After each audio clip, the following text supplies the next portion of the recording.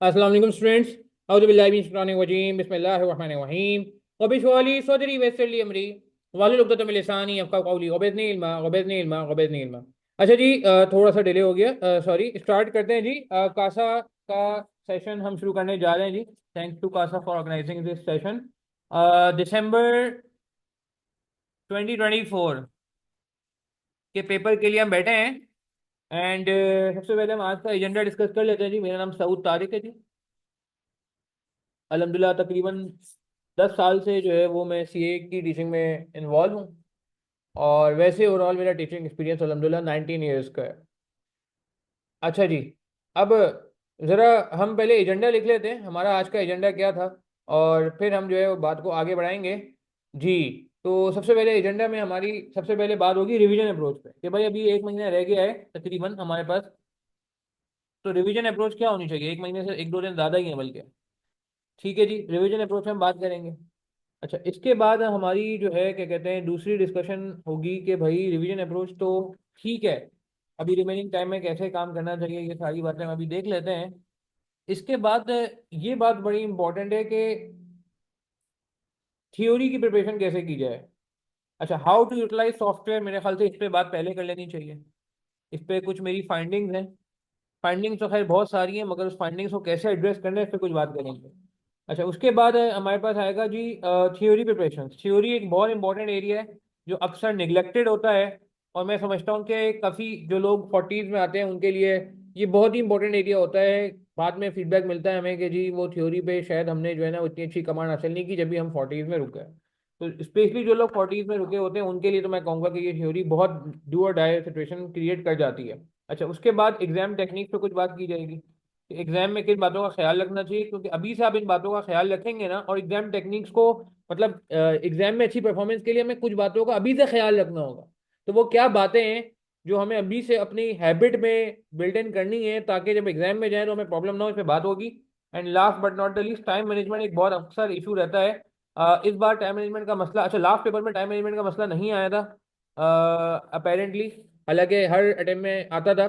मगर इस बार time management का मसला आ सकता है, क्योंकि सॉफ्टवेयर पे प्रैक्टिस आप क्या कहते हैं करके जा रहे हो, सॉफ्टवेयर पेपर अटेम्प्ट करने जा रहे हो। तो that's why the dynamics have change. अच्छा, कोई डायनेमिक्स से बात कर लेते हैं। बीएफडी के डायनेमिक्स पिछली दो अटेम्प्ट में काफी चेंज हुए हैं। दो बड़ी चेंजेस बीएफडी के पेपर में क्या आई हैं जी, कोई बता सकता है? पिछली अटेम्प्ट में एक बड़ी चेंज आई थी और इस अटेम्प्ट में भी एक बहुत बड़ी चेंज आई है। Can anyone tell me? जी, जिनको वॉइस नहीं आ रही है उनको जो है ना वो कनेक्ट करना पड़ेगा ऑडियो से। एक जी, दो बड़ी चेंजेस क्या थी जी लास्ट टाइम? बड़ी चेंज ये थी कि ओपन बुक खत्म हो गया था। बिल्कुल सही कहा सलमान सुमरो ने, मोहम्मद हमजा सही कह रहे हैं, दानिश हैनूक सही कह रहे हैं।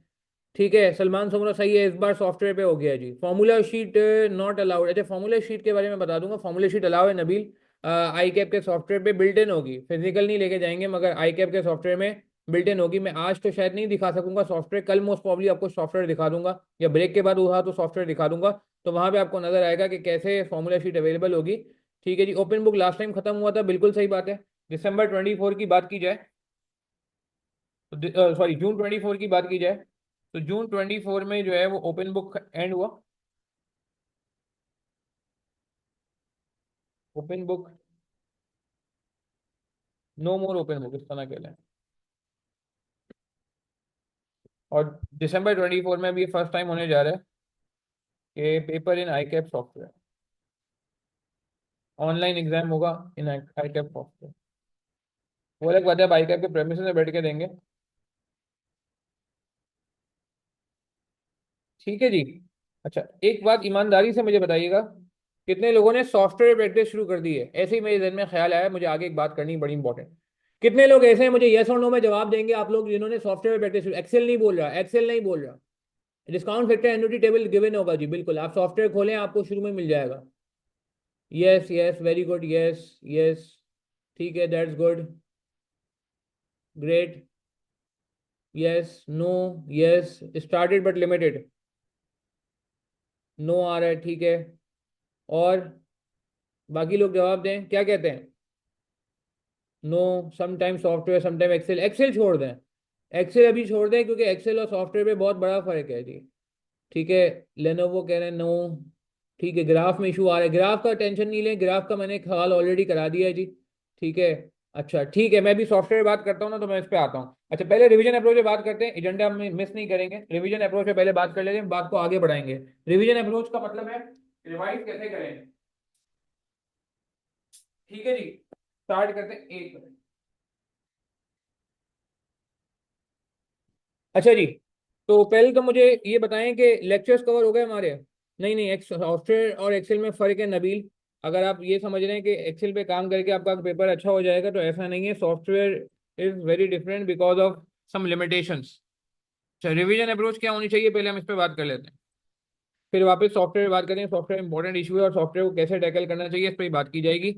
सॉफ्टवेयर की कुछ बातों का ख्याल रखना है, इस पर ही बात की जाएगी। खैर, अच्छा जी, लेक्चर खत्म हो गए हैं जी, वेरी गुड। वेरी गुड, जिनके लेक्चर खत्म हो गए हैं बहुत अच्छी बात है। अब रिवीजन कैसे करना है जरा सुन लें। सुन लें, वैसे तो मैंने नॉर्मल सेशंस के दौरान भी कहा था आप लोगों से कि यार क्या कहते हैं कि हमें जो है वो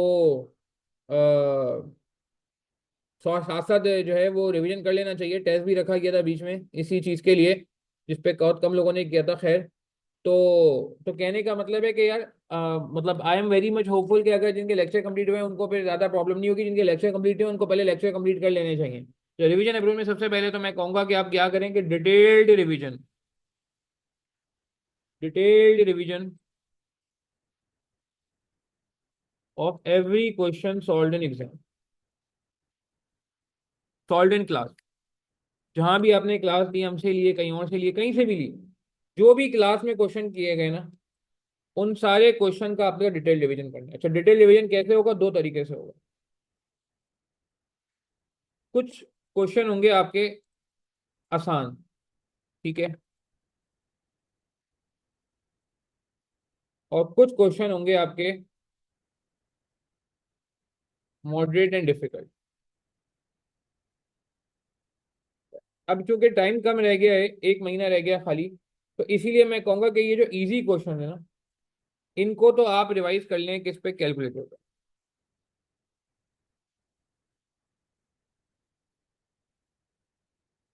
ठीक है जी, मेरी बात समझ आ रही है। मगर जो ये मॉडरेट और डिफिकल्ट क्वेश्चन है, इनके लिए मैं कहूंगा कि सॉल्व इन एग्जाम सॉफ्टवेयर।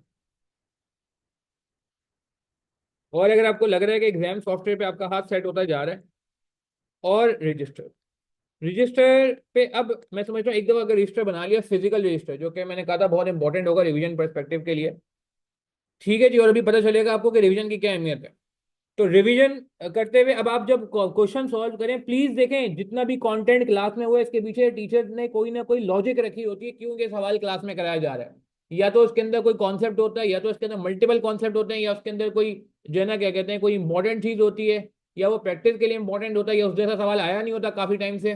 तो इस वजह से मैं समझता हूँ जितने भी क्वेश्चन है, जितने भी क्वेश्चन है, जितने भी क्वेश्चन है, वो सारे के सारे, सारे के सारे क्वेश्चन जो है वो आपने करने, कुछ आपने ओरली करने और कुछ आपने जो है वो लिख के करने। लिख के मतलब ये कि अब आप सॉफ्टवेयर पे कर लो, कोई मसला नहीं है, कुछ ओरली करने और कुछ आपने देन सॉफ्टवेयर पे के रजिस्टर में रिटर्न फॉर्म में करने हैं। मगर एक बहुत इंपॉर्टेंट काम करना है, ठीक है, एक बहुत इंपॉर्टेंट काम करना है।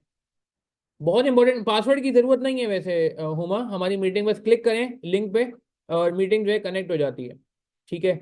अच्छा, मैं क्या कह रहा था कि मगर एक बहुत इंपॉर्टेंट बात वो ये कि ये मैं लिंक शेयर कर रहा हूँ, आप किसी को भी ये लिंक भेजेंगे ना तो ज्वाइन हो जाएगा मीटिंग, पासवर्ड की जरूरत नहीं पड़ेगी। अच्छा, मगर एक बहुत इंपॉर्टेंट बात ये है कि जब आप ये दोनों काम कर रहे होंगे तो आपको कुछ मिस्टेक्स नजर आएंगी अपनी, कुछ शॉर्टकमिंग नजर आएंगी, कुछ चीजें आपकी गलत हो रही होंगी। आपने कैलकुलेटर पे सॉल्व किया, आपने कहा यार आंसर तो कुछ और आ रहा है रजिस्टर, अच्छा रजिस्टर आपका साथ होगा, आप कंपेयर किससे करेंगे, रजिस्टर से कंपेयर करेंगे। ठीक है जी। तो मैं कहूंगा कि साथ में आप बनाएंगे मिस्टेक लॉग। अच्छा, कितने लोग ऐसे हैं जो मिस्टेक लॉग बना रहे हैं, मिस्टेक लॉग का क्या मतलब है, पहले मिस्टेक लॉग समझ लें होता क्या है, फिर मैं आपसे पूछूंगा कितने लोग वाकई बना रहे हैं। मिस्टेक लॉग का मतलब है कि राइट डाउन योर मिस्टेक्स, या अगर आप सॉफ्टवेयर पे सॉल्व कर रहे हैं और उसको आप वर्ड में एक स्नैपशॉट लेके पेस्ट करते हैं, write down your mistakes. Write down का मतलब है आइदर इन रजिस्टर अगर आप रिटर्न प्रैक्टिस कर रहे हो, जो कि अब मैं समझता हूँ सॉफ्टवेयर पे आना चाहिए, या फिर आप अगर क्या टाइप योर मिस्टेक्स।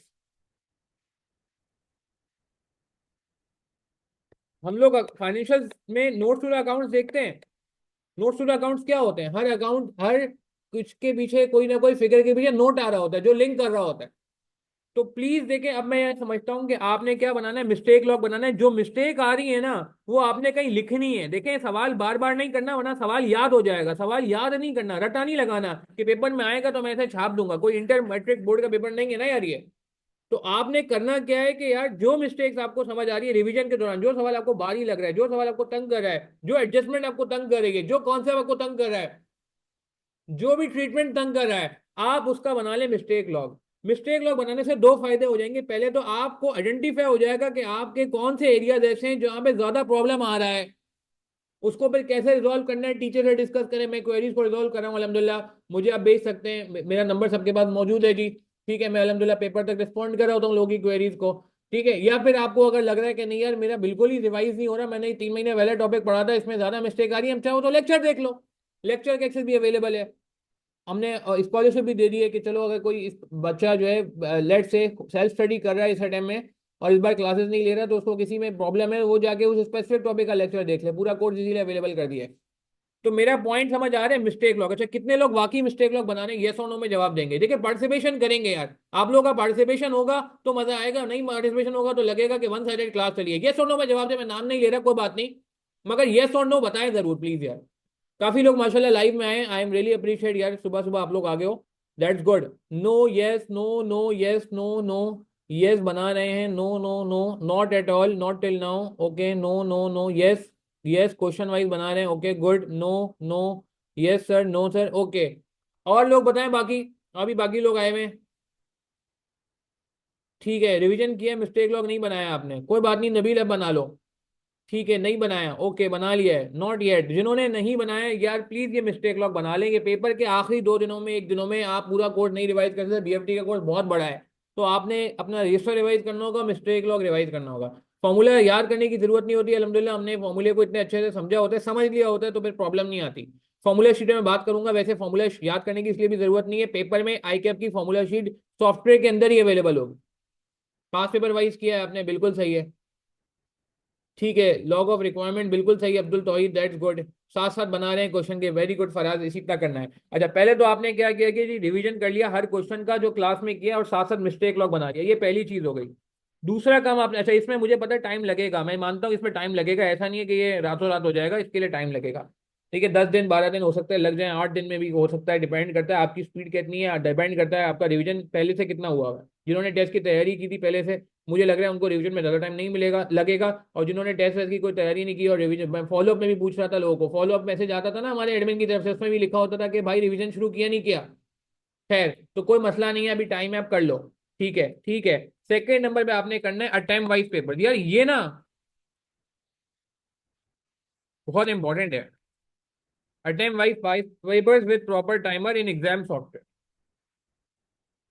ये रिवीजन अप्रोच बता रहा हूं मैं, कि आपने एग्जाम, एक तो आपने पहले अपना टॉपिकल रिवीजन कर लिया, फिर आप उसको देखोगे कि यार मैंने जब सारा रिवीजन कर लिया, अब मैं पेपर में कैसा परफॉर्म कर रहा हूँ।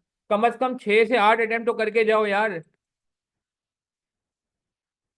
मैं एक पोस्ट रिजल्ट सेशन रखता हूँ, पोस्ट रिजल्ट सेशन रखता हूँ हर बार, और उसमें मैं एक सवाल करता हूँ स्टूडेंट से, तो कितने लोगों ने पास पेपर प्रैक्टिस की? तो मुझे जवाब मिलता है कि सर टाइम नहीं मिला।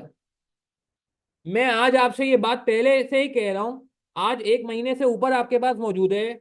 यार प्लीज, ये आप मेरी पॉइंट बात समझे ना, मैं क्या चाह रहा हूं? मैं चाह रहा हूं आप अटेम्प्ट वाइज पेपर, यानी कि पूरा जून 24 का पेपर, दिसंबर 23 का पेपर, जून 23 का पेपर, विंटर 22 का पेपर, विंटर 21 का पेपर, समर 20 का, विंटर 20 का पेपर, समर 20 में पेपर नहीं हुआ था कोविड की वजह से।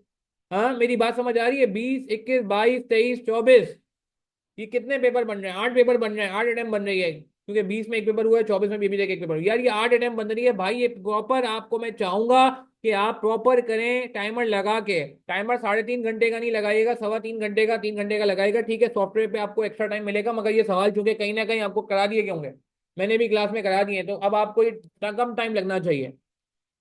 सही है, मेरी बात समझ आ रही है? अच्छा, इसका क्या फायदा है, इसकी बात सुन लें, क्यों इसमें मैं क्यों कह रहा हूँ। यार बहुत सारे लोग जो ये नहीं करते ना, उनको फर्स्ट टाइम पेपर में जाके पता चलता है कि 3 घंटे का पेपर टैकल कैसे करना।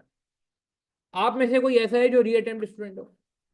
हाँ, जवाब दें येस और नो, मैं नाम नहीं लूंगा आप लोगों का कॉन्फिडेंशियलिटी के लिए, मगर कोई ऐसा बंदा है जो री अटेम्प्ट हो, यानी कि जो पहले पेपर दे चुका हो बीएफडी का, कम से कम एक बार दे चुका हो, कोई एक। अच्छा बहुत सारे लोग हैं माशाल्लाह, ठीक है। आप लोग मुझे बताएं कि क्या ऐसा हुआ आप में से किसी के साथ पेपर से निकल के पता चला कि मैंने क्वेश्चन गलत सेलेक्ट कर लिया था पहले, जिसकी वजह से पेपर खराब हुआ। पेपर आता था, पेपर में मसला नहीं था, मगर मैंने क्या किया कि सवाल पहला और दूसरा गलत सेलेक्ट कर लिया या स्टार्ट गलत सवाल से किया। मुझे बाद में लगा कि यार इस सवाल से मैं स्टार्ट नहीं करता, किसी और सवाल से स्टार्ट करता तो शायद पेपर निकल जाता। कोई आप में से ऐसा है जिसके साथ हुआ हो? ओ माय गॉड, कितने सारे लोग हैं। एग्जैक्टली यही प्रॉब्लम हुई है। ठीक है, मैं नाम नहीं लूंगा, मैंने जैसे मना किया, ओके आपके साथ भी यही हुआ है। अब भी मैं बताऊं क्यों हुआ है, इसकी बहुत बड़ी वजह पता है क्या है? इसकी बहुत बड़ी वजह जो मैं समझता हूँ काफी हद तक एलिमिनेट हो सकती है, वो क्या है कि आप क्या करो कि यार आप पहले से अटेम्प्ट वाइज पेपर सॉल्व करके चले जाओ। आपको जब सामने पांच में पांच क्वेश्चन प्लेट में रखे नजर आएंगे ना यार, और आपको कौन सा पिक करना है ये आपको फर्स्ट टाइम नहीं पता, आप पहले से ऑलरेडी 6-8 पेपर कर चुके हो। आपको मुश्किल पेपर में भी पता है कि कौन सा सवाल पहले उठाने हैं, और आसान पेपर का भी पता है कौन सा सवाल पहले उठाने हैं। रिक्वायरमेंट पढ़ के कैसे आइडेंटिफाई करते हैं मैं एग्जाम टेक्निक में बात करूंगा। मगर मगर ये उसी वक्त होगा जब आप पहले से इस तरह की प्रैक्टिस करके जाएंगे कि आपको जांच हो जाए। देखिए पेपर में हर सवाल इक्वल नहीं होता, अगर आप ये कह रहे हैं या मैं ये कह रहा हूं कि यार पांचों के पांचों सवाल इक्वल होते हैं, ऐसा नहीं है। अगर मैं ये कह रहा हूँ पांचों के पांचों सवाल या तो पूरे आसान होते हैं या डिफिकल्टी लेवल बराबर होता है, ऐसा नहीं होता यार। कुछ सवालों का डिफिकल्टी लेवल ऊपर होता है, कुछ सवालों का डिफिकल्टी लेवल नीचे होता है। आपको हमेशा आसान से स्टार्ट करना होता है ताकि कॉन्फिडेंस बढ़े, आपको जो है ना बातें समझ में आए, आपका मोरल हाई हो, और फिर उसके बाद आहिस्ता आहिस्ता आहिस्ता आहिस्ता आप डिफिकल्ट पे जाते हो। जब आप डिफिकल्ट पे जाते हो आपका मोरल हाई होता है तो डिफिकल्ट सवाल में भी कुछ ना कुछ हाथ पांव मार देते हो। मेरी बात समझ आ रही है मैं क्या कह रहा हूँ आपसे? तो मैं ये कह रहा हूँ कि यार आपको मैं आज 1 महीने पहले आगाह कर रहा हूँ। ये मैं पोस्ट रिजल्ट सेशन जब अल्लाह ना करे किसी का पेपर रुक जाता है ना, उसके बाद मैं उसको बोलता हूँ कि यार आपने क्यों नहीं किया था अटेम्प्ट वाइज पेपर, एक अटेम्प्ट की थी खाली, ये एक भी नहीं की थी, तो वहां उसको अफसोस होता है। आज आपके पास अटेम्प्ट सेव करने का ये आज का सेशन क्यों हो रहा है? मैं आज के सेशन का एजेंडा बता रहा हूँ आपको। आज के सेशन का एक ही एजेंडा है मेरे पास, और कोई एजेंडा नहीं है। वो ठीक है, मैंने उसको डिवाइड कर दिया। मेन एजेंडा ये है किसी तरीके से हमारी दिसंबर 24 की अटेम्प्ट बच जाए। हम कुछ ऐसा कर लें कि दिसंबर 24 हमारा बच जाए यार। गारंटी किसी चीज की नहीं होती है, मगर बात यह है कि यार हम कोशिश तो कर सकते हैं ना। तो मैंने वापस मैं बात करूंगा कि पहले तो आप यार एक डिटेल रिवीजन की तरतीब बना लें। अच्छा ये कैसे बनाएंगे, मैं इस रिवीजन प्लान में ही बात करूंगा। बहुत सारे लोग मुझे मैसेज कर रहे हैं सर रिवीजन प्लान बना दें हमारे लिए। मैं आज आपको रिवीजन प्लान बनाता हूँ आपके लिए। ऐसा बेहतरीन रिवीजन प्लान बनेगा, बेहतरीन जबरदस्त। हाँ मैं भी रिवीजन प्लान में ही बात करता हूँ। रिवीजन प्लान कैसे बनना चाहिए, आप लोग मेच्योर इनफ है, मैं आपको बताता हूँ कैसे बनना चाहिए। मैंने खुद बनाया भाई ये 2014 में जब मैंने सीए फाइनल की अटेम्प्ट दी थी। BFD, MAC, audit, tax, 4 paper एक साथ दिए थे मैंने, मॉड्यूल एफ उस वक्त होता था। मैंने प्लान बनाया था, मुझे बहुत फायदा हुआ था। हालांकि उस टाइम में मेरे साथ कुछ इश्यूज भी हो गए थे, इश्यूज इन द सेंस के इंजरी हो गई थी फैमिली में किसी मेंबर की, लेकिन वाले सब को जो है वो बेचारे उनको चोट लग गई थी। उसके बावजूद वो खैर उसमें भी काफ़ी मेरा टाइम गया। फिर मैं ट्यूशन भी पढ़ा रहा था, टीचिंग भी कर रहा था उस वक्त। ठीक है, मगर उसके बावजूद अल्हम्दुलिल्लाह मैंने 4 में से 3 पेपर निकाल दिए। ठीक है, तो वो प्लान मुझे बहुत हेल्प किया। तो वो प्लान मैंने क्या बनाया था मैं आपको बताऊंगा कैसे वो प्लान बनाना है। अच्छा तीसरे नंबर पे आ जाए, बहुत इंपॉर्टेंट। तीसरे नंबर पे आपने क्या करना है जी? अच्छा सॉफ्टवेयर यहाँ भी चल रहा है, सॉफ्टवेयर यहाँ भी चल रहा है, ये आपने एग्जाम उसमें करना है, in exam software, in I cap exam software करना है ताकि आपको सॉफ्टवेयर का भी आइडिया हो। And last but not the least, theory की प्रैक्टिस करनी है। कवर थ्योरी, कैसे कवर थ्योरी करनी है मैं इस पर आगे बात करूँ। कवर थ्योरी या प्रिपेयर फॉर थ्योरी, ये बहुत सारे लोग थ्योरी को हल्का ले रहे हैं, ऐसा नहीं करना है जी। ठीक है आपके कॉन्सेप्ट स्ट्रांग है, थ्योरी आप कर लोगे, मगर थ्योरी की प्रैक्टिस भी करनी होगी। थ्योरी की प्रैक्टिस नहीं करेंगे तो प्रॉब्लम हो जाएगी। थ्योरी की प्रैक्टिस के लिए मेरे पास 2 हैंडआउट्स हैं।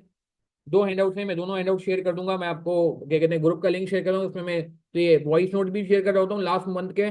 और ये हैंडआउट भी इंपॉर्टेंट हैंडआउट्स हैं, ये पास पेपर्स के लिंक हैं, वो सब भी मैं शेयर कर दूंगा। तो प्रिपेयर फॉर थ्योरी, थ्योरी 2 तरह की है जी। थ्योरी के लिए 2 हैंडआउट्स हैं मेरे।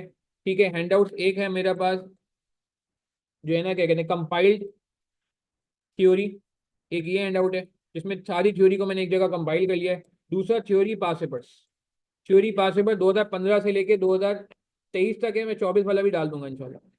Theory pass papers from 2015 to 2023, मगर 2024 भी इंशाल्लाह आ जाएगा। ये 2 हैंडआउट्स हैं, ये मैं भी आपको एक काम करता हूँ शेयर भी कर देता हूँ। मगर मेरी बात समझ आ रही है मैं क्या कह रहा हूँ आपसे? हाँ जी, कुछ गेम समझ आ रही है भाई कि हमें करना क्या है? ठीक है, तो प्लीज देखें इस बात को समझें, ये बहुत इंपॉर्टेंट है। ये 3 काम आपने करने हैं। जब तक आप ये 3 काम नहीं करेंगे ना, मैं समझता हूँ कि प्रॉब्लम वहीं के वहीं खड़ी रहेगी, नहीं होगी।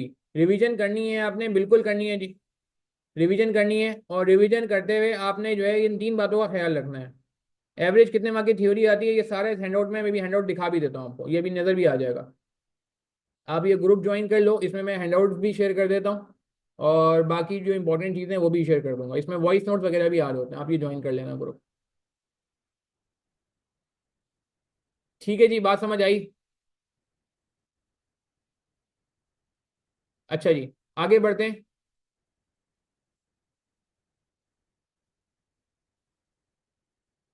अब हम बात करेंगे, ये हमने बात कर ली कि भाई रिवीजन कैसे करना है, ठीक है। बुक में अवेलेबल है जी, बिल्कुल, जिनके पास बुक है उनके पास तो हैंडआउट अवेलेबल है। थ्योरी के हैंडआउट लास्ट में अवेलेबल है हमारी किताब के। और जो वो वाला हैंडआउट है, क्या कहते हैं, अल्लाह भला करे, वो जो कंपाइल हैंडआउट है, वो समझो बुक के ही थ्योरी को मैंने एक जगह कंपाइल कर दिया। ठीक है, तो ये तीन काम आपने करने हैं। मिस्टेक लॉग इसमें बहुत इंपॉर्टेंट होगा। अच्छा, यहाँ भी आपने मिस्टेक लॉग बनाना है, जब आप ये करेंगे तो मिस्टेक लॉग आपने यहाँ भी जरूर बनाना है। मिस्टेक लॉग जरूर बनाना है, मिस्टेक लॉग के बगैर बात नहीं होगी। ठीक है जी, मैंने ये भी शेयर कर देना है अभी आपसे। और ये, एक मिनट।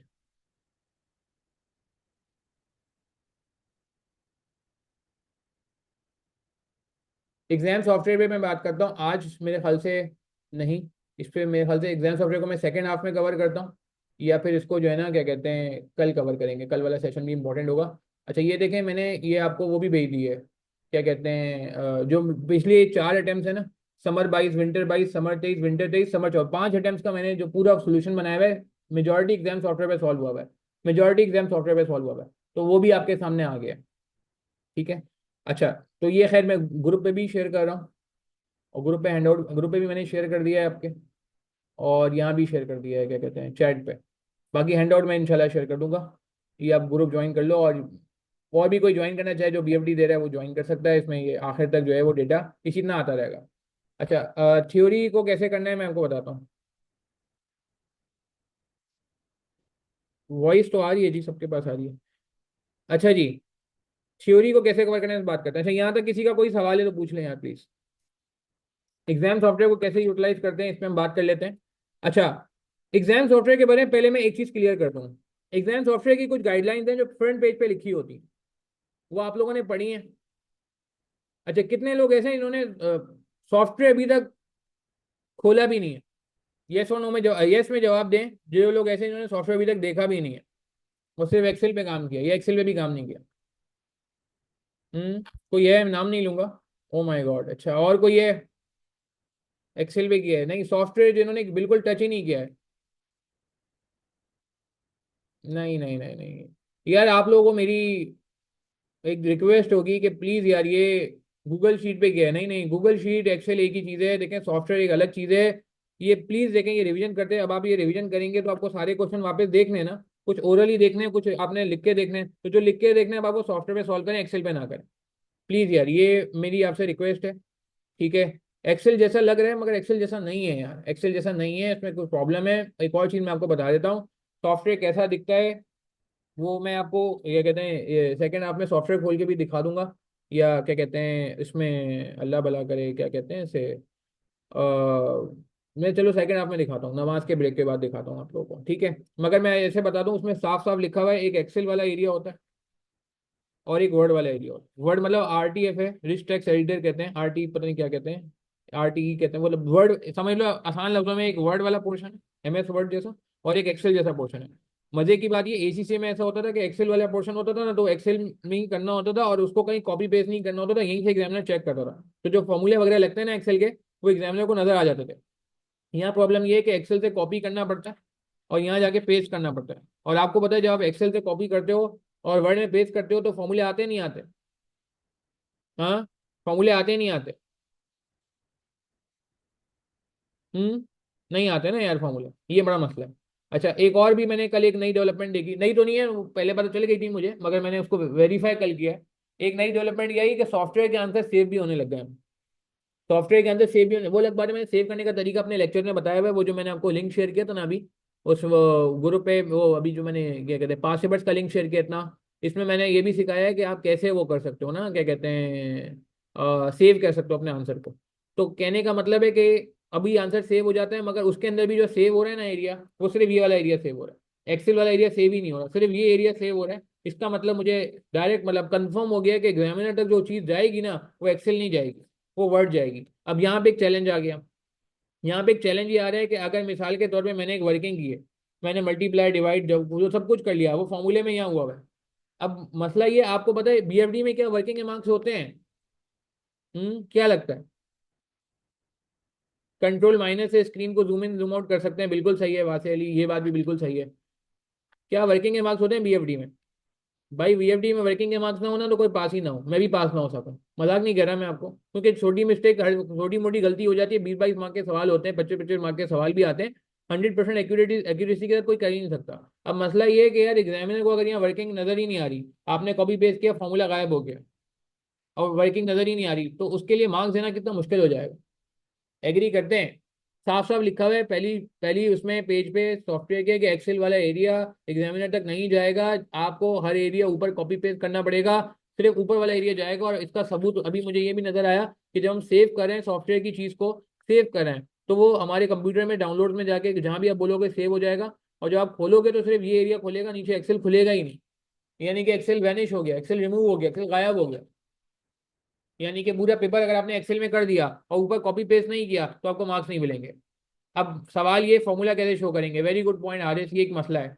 तो अभी यही चीजें मैंने अभी जो रिसेंट टाइम कराई है ना, 2022 का विंटर के अक्सर सवाल कराए, 2023 पूरा जून और दिसंबर मैंने एक्सेल पे कराया, जून 24 मैंने पूरा एक्सेल पे कराया।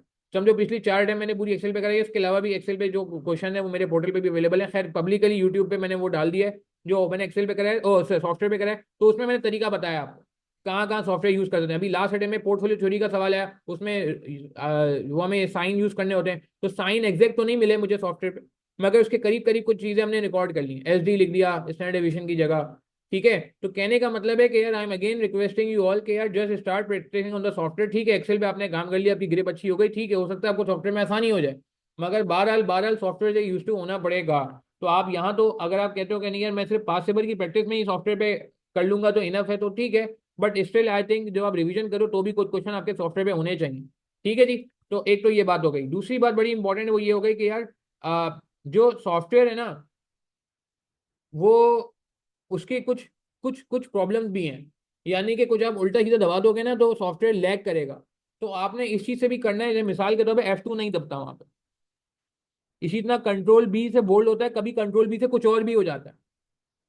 इसी तरह कंट्रोल एन है, कंट्रोल एन न्यू करते हैं, मिसाल को जो लोग देखें, हम लोग लैपटॉप से काम करते हैं ना फर्म में, तो हमें एक्सेल के शॉर्टकट्स की आदत है, control X, control V, control Z चलता है, सबसे अच्छी चीज है कंट्रोल जी चलता है। मिसाल के तौर कंट्रोल वाई चलता है नहीं चलता मुझे याद नहीं, कंट्रोल जी तो चलता है। तो कहने का मतलब है कि कंट्रोल टी से, जैसे वासे ने बताया, कंट्रोल टी से सब हट जाता है। अब आपको ये बात पहले पता होनी चाहिए, कंट्रोल आर से भी सब गायब हो जाता है। अब कहने का मतलब है कि बिल्कुल कंट्रोल आर से पूरा रिफ्रेश हो जाता है। अब पता पता चला आपने पेपर में खुदा ना खाता कंट्रोल आर दबा दिया, एक मिसाल है, या कंट्रोल टी दबा दिया, या कंट्रोल एन मिसाल के तौर पे दबा दिया। आप मेरी बात समझ रहे हैं? तो बड़ा यार मतलब कंट्रोल वाई चलता है, बिल्कुल चलता है, सही है।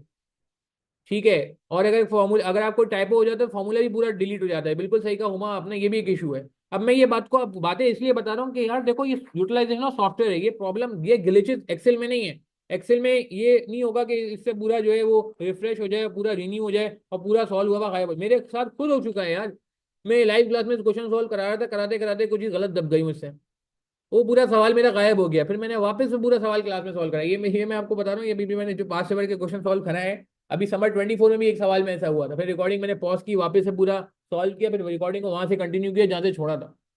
तो कहने का मतलब है कि यार मतलब हाँ कंट्रोल बी से बोल्ड हो जाता है मगर नहीं भी होता, सही कहने हैं आबिद अली, कभी कभी सॉफ्टवेयर कॉपी पेस्ट में प्रॉब्लम करता है। तो माय पॉइंट इज कि यार ये ना फ्रस्ट्रेशन होगी अगर आप पेपर में डायरेक्ट जाओगे। तो सॉफ्टवेयर को यूटिलाइज करने के दो तरीके हैं, एक तो ये कि आप प्रैक्टिस करो, दूसरा इसकी कुछ चीजें बना लो कि यार ये चीजें मैंने नहीं दबानी, ठीक है ना, ये नहीं, ये काम मैंने नहीं करना, ये प्रैक्टिस से ही होगा।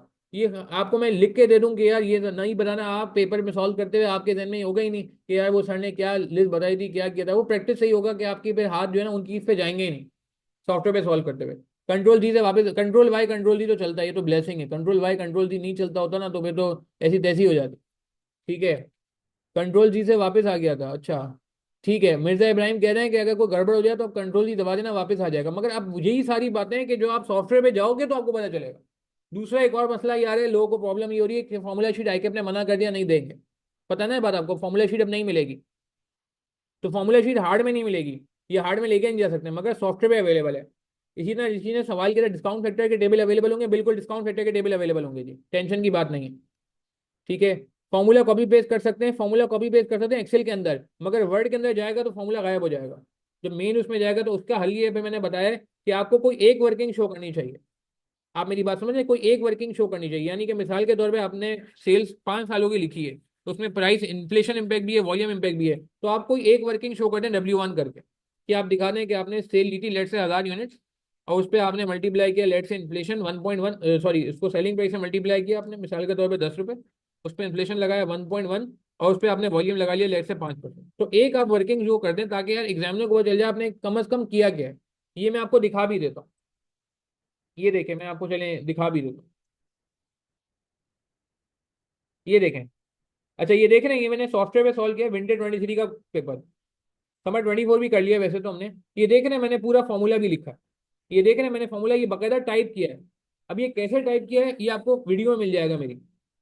ग्राफ का मैंने बता दिया कि ग्राफ विंटर 2023 का बहुत अच्छा सवाल है, सही है ना। ग्राफ में मैंने पूरा सॉल्व कराया है, वो मैंने लिंक भी शेयर कर दिया है।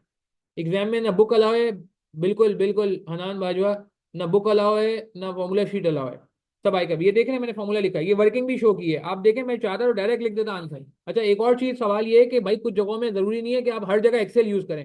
कुछ लोगों को एक ये इल्हाम हो रहा है कि जी हमें सारा काम एक्सेल पे करना है, तो हर काम तो एक्सेल में नहीं होता था। कुछ सवाल तो क्या हम कैलकुलेटर यूज कर सकते हैं? मैं बिल्कुल कहूंगा कैलकुलेटर यूज करें। जैसे ये वाली वर्किंग है, ये वाली वर्किंग मैं आपको रिकमेंड करूंगा आप कैलकुलेटर पे ही करें। एक्सेल पे करने जाएंगे गलती हो सकती है, ठीक है। ये आप कैलकुलेटर पे ही करेंगे। आप अगर गौर करें ये क्या मैं ऐसे कहता हूँ कि रजिस्टर में जैसे नोट हो रहा था वैसे नोट हुआ हुआ है, कि फॉर्मूला भी आ गया, वर्किंग भी शो हो गई, और फाइनल आंसर भी नजर आ गया।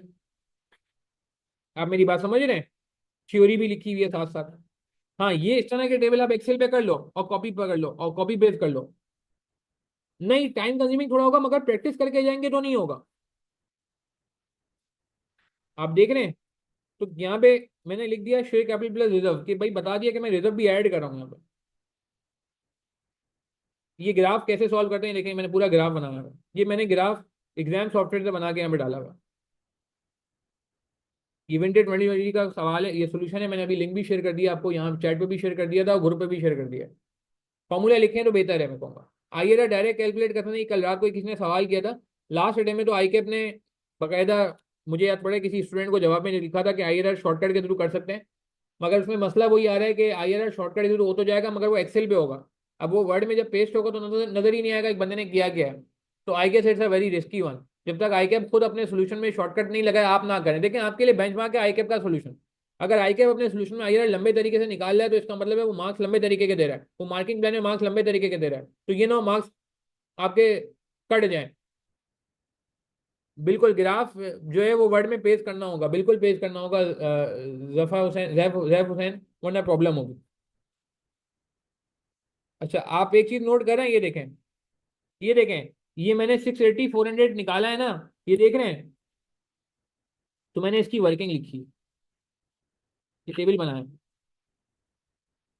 मैंने डायरेक्ट 680 400 नहीं लिख दिया, ये देख रहे हैं। ये बात समझ आ रही है आपको कि वर्किंग आपको शो करनी पड़ेगी, वर्किंग से छुटकारा नहीं मिलेगा। देखें आप लॉजिक समझे ना कि एग्जामिनर को आपको मार्क्स देने किस बेस पे देगा मार्क्स।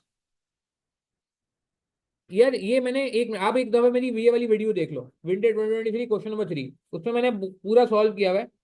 ये हाँ नहीं सही है, वो इसी के अंदर ही मैंने ग्राफ बनाया हुआ है। देखो ये एक ना ड्राइंग, ये पूरी विंडो होती है, ये सारे टूल्स ड्राइंग के दिए हुए हैं। वो कवर्ड में कॉपी पेस्ट नहीं करना होता, वो मेरे ख्याल से वहीं के वहीं हो जाता है। वो पूरा आईकैप में वो फोल्डर ही अलग है सॉफ्टवेयर का, देखा है आपने, है ना। तो वो फिर वर्ड में कॉपी करने की जरूरत नहीं, क्योंकि आपने सॉल्व ही डिफरेंट जगह पे किया ना। उसमें ग्राफ है फामिया, ये विंटेज 2020 मैंने देखे ग्राफ, ये आईकैप के सॉफ्टवेयर में ही बनाया हुआ है ये वाला। ये जो मैंने ग्राफ बनाया हुआ है ना ये वाला, ये आईकैप के सॉफ्टवेयर बनाया, ये टूल्स भी अवेलेबल है। कैसे ये टूल्स यूज करने हैं, तो पूरा मैंने एक्सप्लेन किया हुआ है। लीनियर प्रोग्रामिंग का सवाल एक ही टॉपिक है, इसमें ग्राफ हो सकता है ना, तो आप लोग देखें जरा प्लीज। अच्छा, तो कहने का मकसद ये था कि आप देख रहे हैं, ये बात समझ आ रही है, मैं देख रहे हैं वर्किंग शो कर रहा हूँ। आप देख रहे हैं एवरेज इन्वेस्टमेंट कैसे आ रही है, ARR के लिए एवरेज इन्वेस्टमेंट चाहिए होती है, देख रहे हैं मैं वर्किंग शो कर रहा हूँ, मजबूर हूँ ना, मैं क्या करूँ। मैं मजबूर हूँ इसलिए शो कर रहा हूँ, क्योंकि अगर मैं शो नहीं करूंगा तो मुझे डर है कि यार एग्जामिनर को ये ना हो कि मेरे मार्क्स काट दें, अगर मैंने कोई एक सिली मिस्टेक कर दी, एक जीरो आगे पीछे कर दिया। दूसरी बात ये वर्किंग जरूरी नहीं आप एक्सेल पे करें, ये वाली वर्किंग आप चाहे तो एक्सेल पे कैलकुलेटर पे कर लें। हाँ, ये पूरा टेबल आप एक्सेल पे बना लें, आपको टाइम बचेगा, एक्सेल से बहुत टाइम बचता है। मगर मेरा पॉइंट समझ आ रहा है, मैं कह क्या रहा हूँ। ठीक है, बात समझ आई।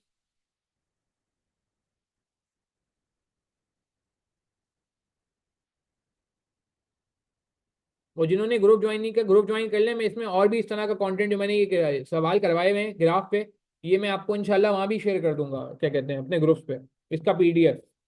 अच्छा, अब वापस आते हैं सॉफ्टवेयर पे, हमारी बात हो गई है। टेबल के बाहर बाउंड्रीज कैसी बनी है, कहाँ पे कह रहे हैं जी, टेबल के बाहर अच्छा, ये बाउंड्रीज ये पहले से ऑलरेडी आती हैं, ये ऑटो बनी हुई हैं, ये मुझे कोई बनाने की जरूरत नहीं पड़ती, मुझे सिर्फ कॉपी पेस्ट करना होता है, खुद ब खुद बाउंड्री बनाता है। आप मेरी बात समझ रहे हो, देखो ये आप सॉफ्टवेयर यूज नहीं कर रहे हो ना, इसलिए आपको प्रॉब्लम हो रही है। अच्छा, सॉफ्टवेयर में मैं आपको बता देता हूँ, सॉफ्टवेयर में खोल के तो मैंने कहा मैं बाद में दिखाता हूँ आपको। तो ये सारे क्वेश्चंस हैं, ठीक है जी, इसी तरह का डॉक्यूमेंट विंटर 20 समर 24 का भी बनाया हुआ है मैंने। मेन चीज मैं समझता हूँ कि जो सबसे मेरे मैं समझता हूँ काम की चीज है ना, वो ये कि आपका काम नजर आना चाहिए कि आपने किया क्या है। ठीक है। अच्छा, बिल्कुल IRR मैं कहूँगा ना करें तो बेहतर है, सॉफ्टवेयर पे ना करें IRR तो बेहतर है, कोशिश करें IRR जो है वो आप प्रॉपर तरीके से करें, क्योंकि एग्जामिनर ने मार्क्स जो है वो लंबे तरीके रखे रखे होते हैं। ठीक है। अच्छा, सॉफ्टवेयर बात हो गई, सॉफ्टवेयर पे दो काम कर रहे हैं आप, क्या क्या करें सॉफ्टवेयर पे आप। हाँ, क्या डिसाइड हुआ सॉफ्टवेयर पे क्या करें, रिवीजन क्वेश्चंस करने हैं अपने, और अटेम्प्ट वाइज पेपर्स करना है।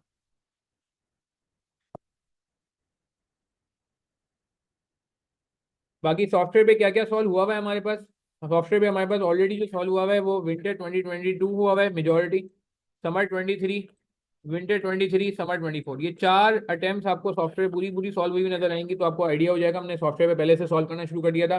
इसके अलावा कुछ मजीद क्वेश्चन है जो लोग हमारे पास पोर्टल, जिनके पास हमारे पास मौजूद है, हमारा पोर्टल स्कॉलरशिप वाला पोर्टल हो या वो नॉर्मल सेशन वाला पोर्टल हो, उसमें पूरा एक फोल्डर है सॉफ्टवेयर प्रैक्टिस का, तो आप वहां से फॉलो कर सकते हैं कि कौन कौन से लेक्चर्स में हमने सॉफ्टवेयर प्रैक्टिस की हुई है, पूरे एक फोल्डर बनाया हुआ है लास्ट में।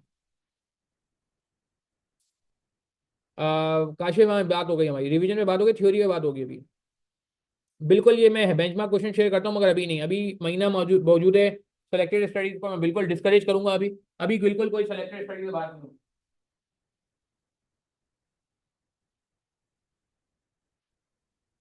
सिलेक्टेड स्टडीज अभी को बात नहीं होगी, हाँ बिल्कुल लास्ट मंथ में, मैं लास्ट वीक में मैं शेयर करता हूँ बेंचमार्क क्वेश्चन, वो फिर हम वहाँ देख लेंगे।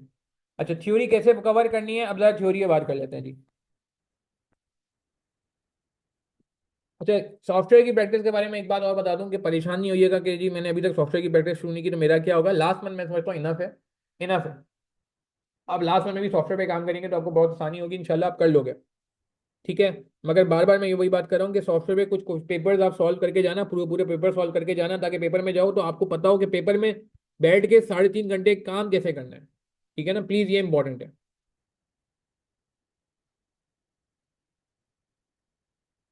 लेटेस्ट सॉफ्टवेयर जो है वो ICAP का बिल्कुल यही सुना है हमने कि वो लेटेस्ट जो 20 सितंबर का फोल्डर है वो काफ़ी अपडेटेड है, आप उसी को फॉलो करें बिल्कुल।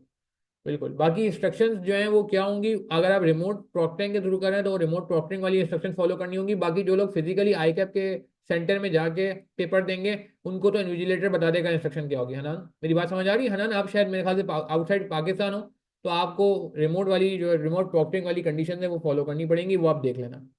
ठीक है। अच्छा, अब आ जाते हैं जरा कमिंग बैक टू थ्योरी। अच्छा, कितने लोग ऐसे हैं जिन्होंने थ्योरी पे प्रैक्टिस स्पेशली शुरू कर दी है। सॉफ्टवेयर पे ID पासवर्ड क्या डालें, आप जब फोल्डर डाउनलोड करेंगे तो वहां पे एक PDF आता है, how to run the software, how to run the software, Haris सही है। तो उधर जाके उसमें ID पासवर्ड सब लिखा हुआ है। ठीक है, हारिस आप जब जाओगे ना तो वहां पे साफ साफ लिखा हुआ है कि कैसे करना है आपने। अच्छा जी, आगे बढ़ते हैं। कितने लोगों ने थ्योरी शुरू कर दी है अभी, नहीं की है, नहीं की है, ठीक है, अभी तक थ्योरी स्टार्ट नहीं की है। सॉफ्टवेयर कहाँ से डाउनलोड होता है, सॉफ्टवेयर वहाँ से डाउनलोड होगा ना आपके स्टूडेंट एरिया के पोर्टल, ICAP का जो पोर्टल है आपका अपना, तो उसमें लेफ्ट हैंड पे आ रहा होता है practice test for CFAP और एमएसए। हर सवाल के साथ जो होती है वो कर लेते हैं, ठीक है। पढ़ना स्टार्ट कर दी है, रीडिंग थ्योरी क्वेश्चन। मैं थ्योरी का वो शेयर करता हूँ, मैंने आपसे प्रॉमिस किया था, मैं भी थ्योरी का वो शेयर कर रहा हूँ हैंडआउट इस ग्रुप पे। ये देख लें जी, थ्योरी के दो हैंडआउट्स हैं बड़े इंपॉर्टेंट, जो मैंने आपको बताया था कि थ्योरी के लिए इंपॉर्टेंट होंगे। एक तो ये थ्योरी हैंडआउट ये वाला आ गया, मैं दोनों हैंडआउट आपसे शेयर कर देता हूँ अभी।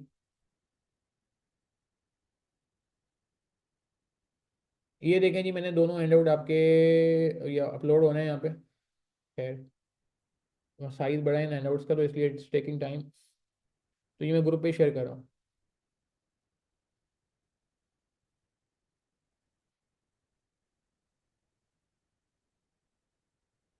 आ गया जी। एक हैंडआउट नहीं लोड हो रहा है अभी, एक हैंडआउट आ चुका है ग्रुप पे, दूसरा हैंडआउट लोड हो रहा है अभी। अच्छा, तो कहने का मतलब थ्योरी को कैसे कवर करना है जरा देखते हैं जरा प्लीज। अच्छा, थ्योरी की इंपॉर्टेंस इसलिए भी बढ़ गई है क्योंकि पहले ओपन बुक होता था, अब ओपन बुक नहीं रहा ना। तो इस वजह से भी मैं समझता हूँ कि थ्योरी का आपको मतलब थ्योरी की जिम्मेदारी बढ़ गई है यहाँ पे। ठीक है। अच्छा जी, एक क्वेश्चन का ऑप्शन आ रहा होता है किसमें कह रहे हैं, उसमें तीन पेपर्स बीएफडी के आई कैप के सॉफ्टवेयर पे डल गए। आई कैप ने विंटर 2020 पहले डाला हुआ था, अभी 23 का एक पेपर भी डाल दिया आई गेस, और शायद 22 का भी एक पेपर डाल दिया। तीन पेपर आई कैप ने रख दिए हैं। मगर आई थिंक आपको बाकी पेपर्स वो विंडो चेंज करके करने पड़ेंगे। ठीक है। थ्योरी एक्सपेक्ट कर सकते हैं, बिल्कुल मैं दिया, बिल्कुल एक्सपेक्ट कर सकते हैं। अच्छा, एक चीज़ मैं और बता दूं, थ्योरी सॉफ्टवेयर पे सॉल्व करना ज़्यादा आसान है, क्योंकि तो सिंपली टाइप करना है ना आपने। वहाँ पे प्रॉब्लम होती है क्या कहते हैं कैलकुलेशन में, क्योंकि कैलकुलेशन में प्रॉब्लम ये होता है कि कैलकुलेशन में जो है वो प्रॉपर आपको जो है ना वर्किंग शो करनी पड़ती है। मगर जैसे एम एस ए टू में मेजोरिटी थ्योरी आती है, क्योंकि मैं एम एस ए टू काफ़ी टाइम से पढ़ा रहा हूँ, और M S A two software पे हुए हुए टाइम हो गया, मेरे ख्याल से 2 साल होने वाले हैं। लास्ट टाइम सी फैप थ्री भी सॉफ्टवेयर पे हो गया था, तो वो भी अलहमदिल्ला मैं सी फैप थ्री में भी इन्वॉल्व होता हूँ। तो हमें एम एस ए टू और सी फैप थ्री लेवल पे तो बहुत ज़्यादा चैलेंज नजर नहीं आया। मुझे आज तक कोई बच्चा ऐसा नहीं मिला जो कहता हो कि एम एस ए टू का कि सर मैं सॉफ्टवेयर पे सॉल्व कर रहा था इस वजह से पेपर पास नहीं हुआ। ठीक है ना, तो सॉफ्टवेयर थियोरेटिकल पेपर्स के लिए तो मैं कहूँगा इतना प्रॉब्लमेटिक नहीं है, मगर कैलकुलेशन वाले पेपर्स के लिए मैं समझता हूँ प्रॉब्लमेटिक बन सकता है। ठीक है ना, तो इसीलिए मैं चाह रहा हूँ कि आप लोग थोड़ा सा अभी इस पे हाथ सेट कर लें, ताकि जो प्रॉब्लम है ना वो आपको अभी आइडेंटिफाई हो जाए, और आपको नजर आएगा जब सॉल्व हो जाएगा, आप कहेंगे यार फॉर्मूले कहाँ है, फॉर्मूले का कुछ करना पड़ेगा। जो हैंडआउट मैं ऑलरेडी शेयर कर चुका हूँ, मिल गया हैंडआउट सबको ग्रुप पे। बीएफडी का क्वेश्चन पेपर हार्ड में मिलेगा जी, बिल्कुल मिलेगा, बिल्कुल मिलेगा हार्ड में, और ये वो हेल्प करेगा आपको। ठीक है जी। चलिए, हैंडआउट आ गया आपके पास, अब आप देखें दो हैंडआउट हैं थ्योरी के। ठीक है जी। तो थ्योरी के लिए मैं आपको पहले तो आपको ये अप्रोच बताऊंगा कि यार आपने करना क्या है। थ्योरी के दो हैंडआउट आपके सामने आ गए। ठीक है, पहले आप हैंडआउट वन पे जा रहे हैं, सही है। अच्छा, अप्रोच फॉर थ्योरी। ऐसे देखें यार, मतलब मैं वापस यही बात कर रहा हूँ कि अल्टीमेट ऑब्जेक्टिव हमारे सेशन का यही है कि भाई किसी तरीके से हमारा दिसंबर 24 का अटेम्प्ट जो है वो बच जाए। अच्छा, एक मैं आपको कंफर्ट दे दूं, एक मैं कंफर्ट दे दूँ, ये नहीं हो मैं कंफर्ट दे दूं क्या, या नहीं दूं। चांसेस हैं, मतलब मैं कोई ऑब्वियसली एग्जामिनर तो हूँ नहीं, ना मेरे आई कैप में कोई राब्ते हैं, ना मैं आई कैप में किसी से राब्ते में हूँ ना, मगर मेरा एक अंदाजा एक तजुर्बा है। वो ये है कि यार लास्ट टाइम आपको पता है बीएफडी का पासिंग परसेंटेज क्या था, एनीवन आपको पता है। थोड़ा सुकून हो जाएगा, मगर हल्के ना हो जाओ आप लोग, पता चला बोला बीएफडी को लास्ट में रख दिया, हाँ भाई बाकी पेपर पे फोकस करते हैं। हाँ, बी लास्ट टाइम बीएफडी का पासिंग परसेंटेज किसी को पता है कितना था। बीएफडी का last time passing percentage I guess 24% था, if I am not wrong. 25 24, हाँ 24 25 इसी के आसपास था। जो कि मैं आपको बताऊँ सरप्राइजिंगली सी फैप का सबसे लोएस्ट पासिंग ड्यूरेशन, यानी कि इतना खराब तो लॉ का भी नहीं था। पूरे सी फैप का सबसे लोएस्ट बीएफडी में आया। चाहिए, बड़ा सरप्राइजिंग है, क्योंकि बीएफडी ऐसा पेपर है जिसका पासिंग परसेंटेज हमेशा दूसरे पेपर से ऊपर ही होता है हमेशा। अक्सर जो मतलब पिछले मैं अगर 8 10 साल से देखूं तो जो है वो थर्टीज में 25 30 30 35, इनफैक्ट एक टाइम में तो ये 49 भी गए दिसंबर 2020 कोविड के बाद वाले टाइम में। तो एक तो ये बात है कि यार पासिंग परसेंटेज जो है ना वो हुआ, तो एक चीज़ थी एग्जामिनर ने लास्ट टाइम जो है ना वो चेकिंग बहुत स्ट्रिक्ट की थी, जो मुझे एक इंप्रेशन मिला। काफ़ी लोगों से बात हुई, और क्योंकि रिजल्ट के बाद में 3 4 दिन कुछ भी नहीं करता है, सिर्फ लोगों से फीडबैक लेता रहता हूँ, सही है ना, इंडिविजुअली कि भाई आपके साथ क्या हुआ, आपके साथ क्या हुआ, आपके साथ क्या हुआ, फिर उसकी बेस पे पोस्ट ग्रेड सेशन रखता हूँ, और फिर उसमें आपको आगे का वो बताता हूँ। तो एक मुझे कंफर्ट ये नज़र आता है कि शायद इस बार मुझे लग रहा है कि थोड़ी सी सॉफ्टवेयर की वजह से आपको पेपर थोड़ा सा मुनासिब मिले। तो मैं कहूंगा ये बहुत अच्छी अपॉर्चुनिटी होती है कि यार देखो, एक पेपर होता है मुश्किल, मुश्किल पेपर का एक मसला ही होता है कि 24% पासिंग परसेंटेज है ना, और इसमें क्या हुआ है कि जो बच्चा पढ़ के गया और जो बच्चा नहीं पढ़ के गया दोनों ही फेल हो गए। हाँ, 24% बच्चा पास भी हुआ है, मगर आप मेरा पॉइंट समझ रहे हो कि अगर 24% रिजल्ट आ रहा है तो इसका मतलब है कि लेट से अगर लोग 80% बच्चे पेपर में बैठ 75% या 80% बच्चे जो है वो तैयारी के पेपर में बैठते हैं, तो उसमें से भी मेजोरिटी बच्चे फेल हो गए। आप मेरी बात समझ रहे हो कि अगर 24% बच्चा पास हुआ तो वो 24% में तो नहीं आ सके ना यार, बाकी जितने भी लोग थे। हाँ, जो बच्चा पेपर पढ़ के ही नहीं गया, ठीक है, वो तो फेल हुआ ही हुआ, जो पढ़ के गया वो भी चांसेस है कि नहीं कर सका, ठीक है। बट जब पेपर मुनासिब आता है ना तो इसमें क्या होता है कि आपके पास चांसेस बढ़ जाते हैं। तो कहने का मतलब है बीएफडी वैसे हिस्टोरिकली ना, हिस्टोरिकली कभी ऐसा नहीं हुआ कि 24% लगातार 2-3 अटेम्प्ट में आया, ऐसा हुआ नहीं है वैसे। और इस बार सॉफ्टवेयर भी पेपर हो रहा है, थोड़ा टाइम भी ज्यादा मिल रहा है। तो मैं समझता हूँ यार इट्स अ गोल्डन अपॉर्चुनिटी कि आप बीएफडी इसी अटेम्प्ट में थ्रू कर जाओ। मैं सीरियस बता रहा हूँ, मैं आपको दोनों एडवांटेज हैं। एक तो पिछली अटेम्प्ट थोड़ी डिफिकल्ट थी, तो उसके बाद हमने देखा नॉर्मली जो अगली अटेम्प्ट आती है थोड़ी सी, जिसे कहते हैं ना कि पोलाइट आती है, तो पासिंग परसेंटेज 24 है ना, तो अब अगला जो है वो 30s में होना चाहिए, 30 तो कम अज कम होगा ही होगा। दूसरा, जब सॉफ्टवेयर पे आता है तो वो थोड़ा सा एग्जामिनर ख्याल भी करता है कि यार सॉफ्टवेयर पे लोगों को यूज तो नहीं है, तो थोड़ा सा लेवरेज दिया जाता है। ये हमने देखा है, ये लेवरेज मिला है लोगों को। लॉ में भी लेवरेज मिला है, हालांकि लॉ का बड़ा खराब पेपर रिजल्ट आ रहा था, मगर लॉ जैसा पेपर में भी ना थोड़ा सा लोगों को रिलैक्सेशन हुई है। तो कहने का मतलब है कि यार आप इस माइंड से अब पढ़ो कि यार मैं अगर मेहनत करूंगा तो निकल जाएगा, ठीक है ना। ये मिसकॉन्सेप्शन ने मिठा लो, जहन से हटा दो कि यार नहीं, कि मैं पढ़ के जाऊँ और पता नहीं क्या हो। नहीं, पढ़ के जाओगे, मैं आपको सीरियस बता रहा हूँ, based on my teaching experience, 10 साल के एक्सपीरियंस की बेस पे बता रहा हूँ। जो सीए का मेरा 10 साल का एक्सपीरियंस है, उसके अलावा खैर ओवन एलेवेंस मिला लो तो 19 साल का बन जाता है। तो मैंने जो देखा है ना सीए को, जो स्टडी किया है, ठीक है। दूसरी बात बड़ी इंपॉर्टेंट है, वो ये कि यार सॉफ्टवेयर पे थ्योरी करना आसान है। अब दूसरी बात मेरी समझना, मैं क्या कहना चाह रहा हूँ। सॉफ्टवेयर पे कैलकुलेशन से ज्यादा थ्योरी पे मैं समझता हूँ मार्क्स लेना आसान है, क्योंकि कैलकुलेशन में इशू मैं बता रहा हूँ कि फॉर्मूला नहीं लिखा हो, फॉर्मूला गलत लिख दिया या कुछ हो गया तो एग्जामिनर को बचाना है, मुश्किल है आपको। मैं एग्जामिनर हूँ अगर, जो कि मैं नहीं हूँ, ऑब्वियस सी बात है। अगर मैं एग्जामिनर हूँ और मैं आप देख रहा हूँ कि यार आपका आंसर में कुछ समझ ही नहीं आ रहा मुझे कि जो है ना आपने क्या वर्किंग की है, तो मेरे लिए प्रॉब्लम होगी। तो मेरे लिए थ्योरी पे वो ग्रिप करना थोड़ा सा, मतलब थ्योरी पे मार्क्स देना आसान है। तो ये भी मुझे एक वजह लग रही है कि थ्योरी पे फोकस बढ़ेगा। तीसरी वजह सुन लो थ्योरी पे बात करने की, वो ये कि यार थ्योरी का ना एक, आप अगर मिजाज देखो, ये देखना था थ्योरी को। ये थ्योरी का मैंने पूरा हैंडआउट शेयर किया हुआ है आपसे कि थ्योरी कितने कितने मार्क्स की आई है। ये देख रहे हैं आप, 28 मार्क्स, 13 मार्क्स, 5 मार्क्स। मगर आप लेटेस्ट अटेम्प्ट उठा के देखें तो 30 से कम मार्क्स की थ्योरी आई नहीं रही। लास्ट टाइम भी 30 मार्क्स की आई है, उससे पहले 33 मार्क्स की आई है, उससे पहले 40 मार्क्स की आई है, उससे पहले 34 मार्क्स की आई है। आप अगर एवरेज निकालो तो तकरीबन 33 मार्क्स एवरेज बनता है, निकाल लो आप, ऑलमोस्ट 33 बनेगा मेरे ख्याल से, if I am not wrong. कितना बन रहा है एवरेज, 4 का एवरेज निकालो जरा। 34, 40, पिछले 4 अटेम्प्ट का एवरेज 74, 74 और 33, 74, 30, 130, 104, 104 और 103, 33, 137 डिवाइड बाई 4, कितना आ रहा है एवरेज? तकरीबन 35 मार्क्स आ रहा है। 35 नहीं आ रहा, 34 आ रहा है almost, I guess 34.25, if I am not wrong. ठीक है, एग्जैक्ट, हाँ मैंने बगैर कैलकुलेटर कर लिया, माशाल्लाह, स्लो है। तो कहने का मतलब है कि यार 34 मार्क्स का मतलब है 1/3 पेपर थ्योरी है। अच्छा, 1/3 पेपर थ्योरी मेरे लिए सरप्राइज इसलिए नहीं है क्योंकि आपको पता है ऐसे ही पेपर जो F9 है, F9 का नाम सुना है आपने? एसीसीए के दो पेपर होते हैं फाइनेंशियल मैनेजमेंट के, एक F9 जिसे हम FM कहते हैं, और एक P4 जिसे हम AFM कहने लग गए हम। आपको पता है इधर थ्योरी कितनी आती है? इधर थ्योरी कितनी आती है, कैन एनीवन टेल मी? किसी को पता है, किसी को आइडिया है? इसमें थ्योरी आती है more than 50%। More than 50%, equal to का साइन नहीं लगाऊंगा, मोर देन 50%। मैं सीरियस बता रहा हूँ। मैंने कुछ लोगों से ICW की किट शेयर की थी कुछ टाइम पहले, जब रिजल्ट आया था, कुछ लोगों का रीअटेम्प्ट था। तो ICW में कितने मार्क्स की थ्योरी आ रही है पता है आपको? ICW में, ये मैं बता रहा हूँ, 50 की जगह ये 60 भी हुई है कुछ पेपरों में। मैं सीरियस बता रहा हूँ। मैं, कोई एसी से कर रहा है आप में से तो वो इस बात को सेकंड करेगा। मैं खुद एसी कर चुका हूँ, ये मैं आपको आज का नहीं, मैं तो 10 साल, मैंने 2010 में एसी से कंप्लीट किया था, back in 2010, before coming to CA.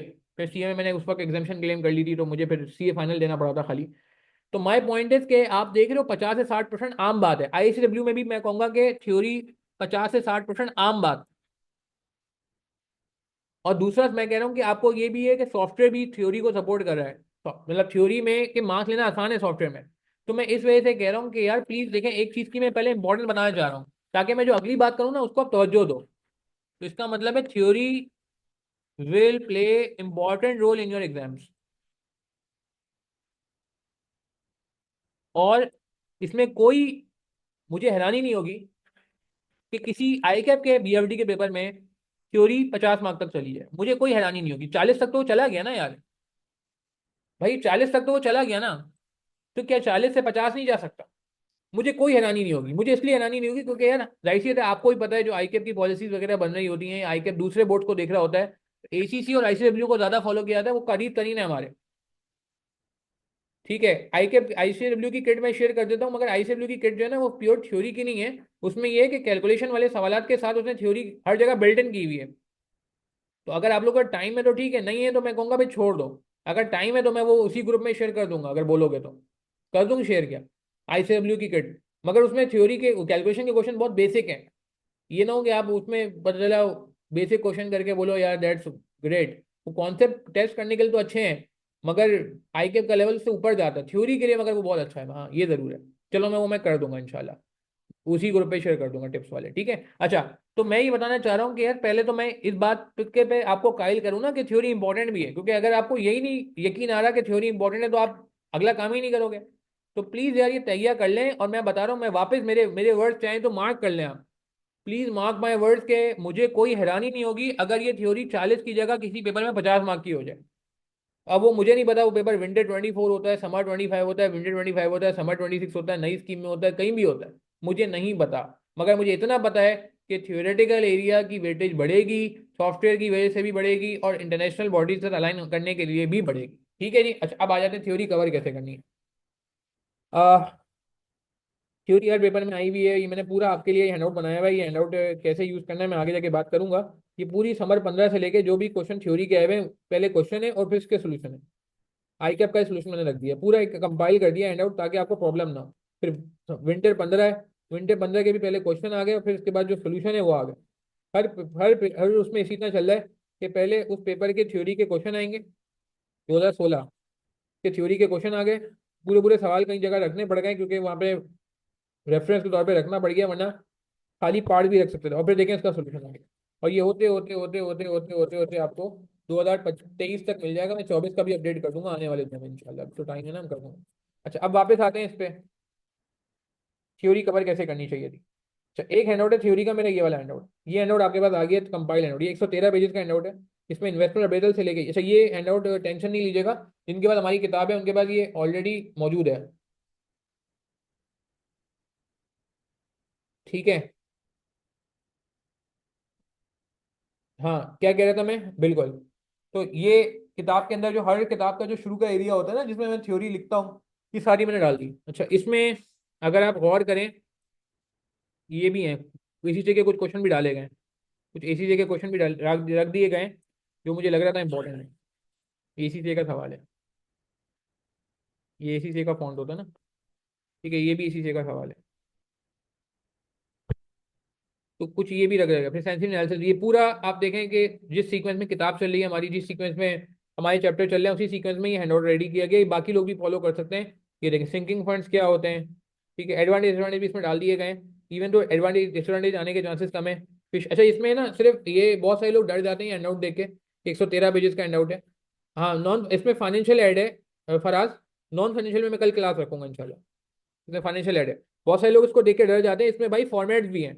तो ये नहीं समझिएगा कि इसमें सिर्फ थ्योरी है, रिवीजन के लिए भी इंपॉर्टेंट है, यानी कि पेपर से एक दिन पहले आप बैठे ही देखेंगे पूरा थ्योरी आ गई। तो इसमें कुछ चीज़ें ऐसी भी हैं, जैसे ये स्केचेस भी आ गए। अब ये स्केचेस आपको सवालों में हेल्प करेंगे, यानी कि इसमें टॉपिक का रिवीजन भी हो जाएगा। टेबल भी आ गया कि लीज में क्या आता है, बोरो में क्या आता है, पूरी समरी भी आ गई। ये critical success factors, bench marking, resource and combination, ये देखें ये एरिया था जो लास्ट टाइम पेपर में आया था। ये हैंडआउट में पिछले अटेम्प्ट से पहले बना चुका था, मगर वही हुआ कि कुछ लोगों ने मुझे फीडबैक दिया, सर वो हमारे पास टाइम नहीं बचा था, तो हम जो है ना वो इसको रेफर नहीं कर सके। हालांकि अगर आप गौर करें तो ये देख रहे हैं आप कि ये एरिया ऑलरेडी हैंडआउट में मौजूद था, ठीक है।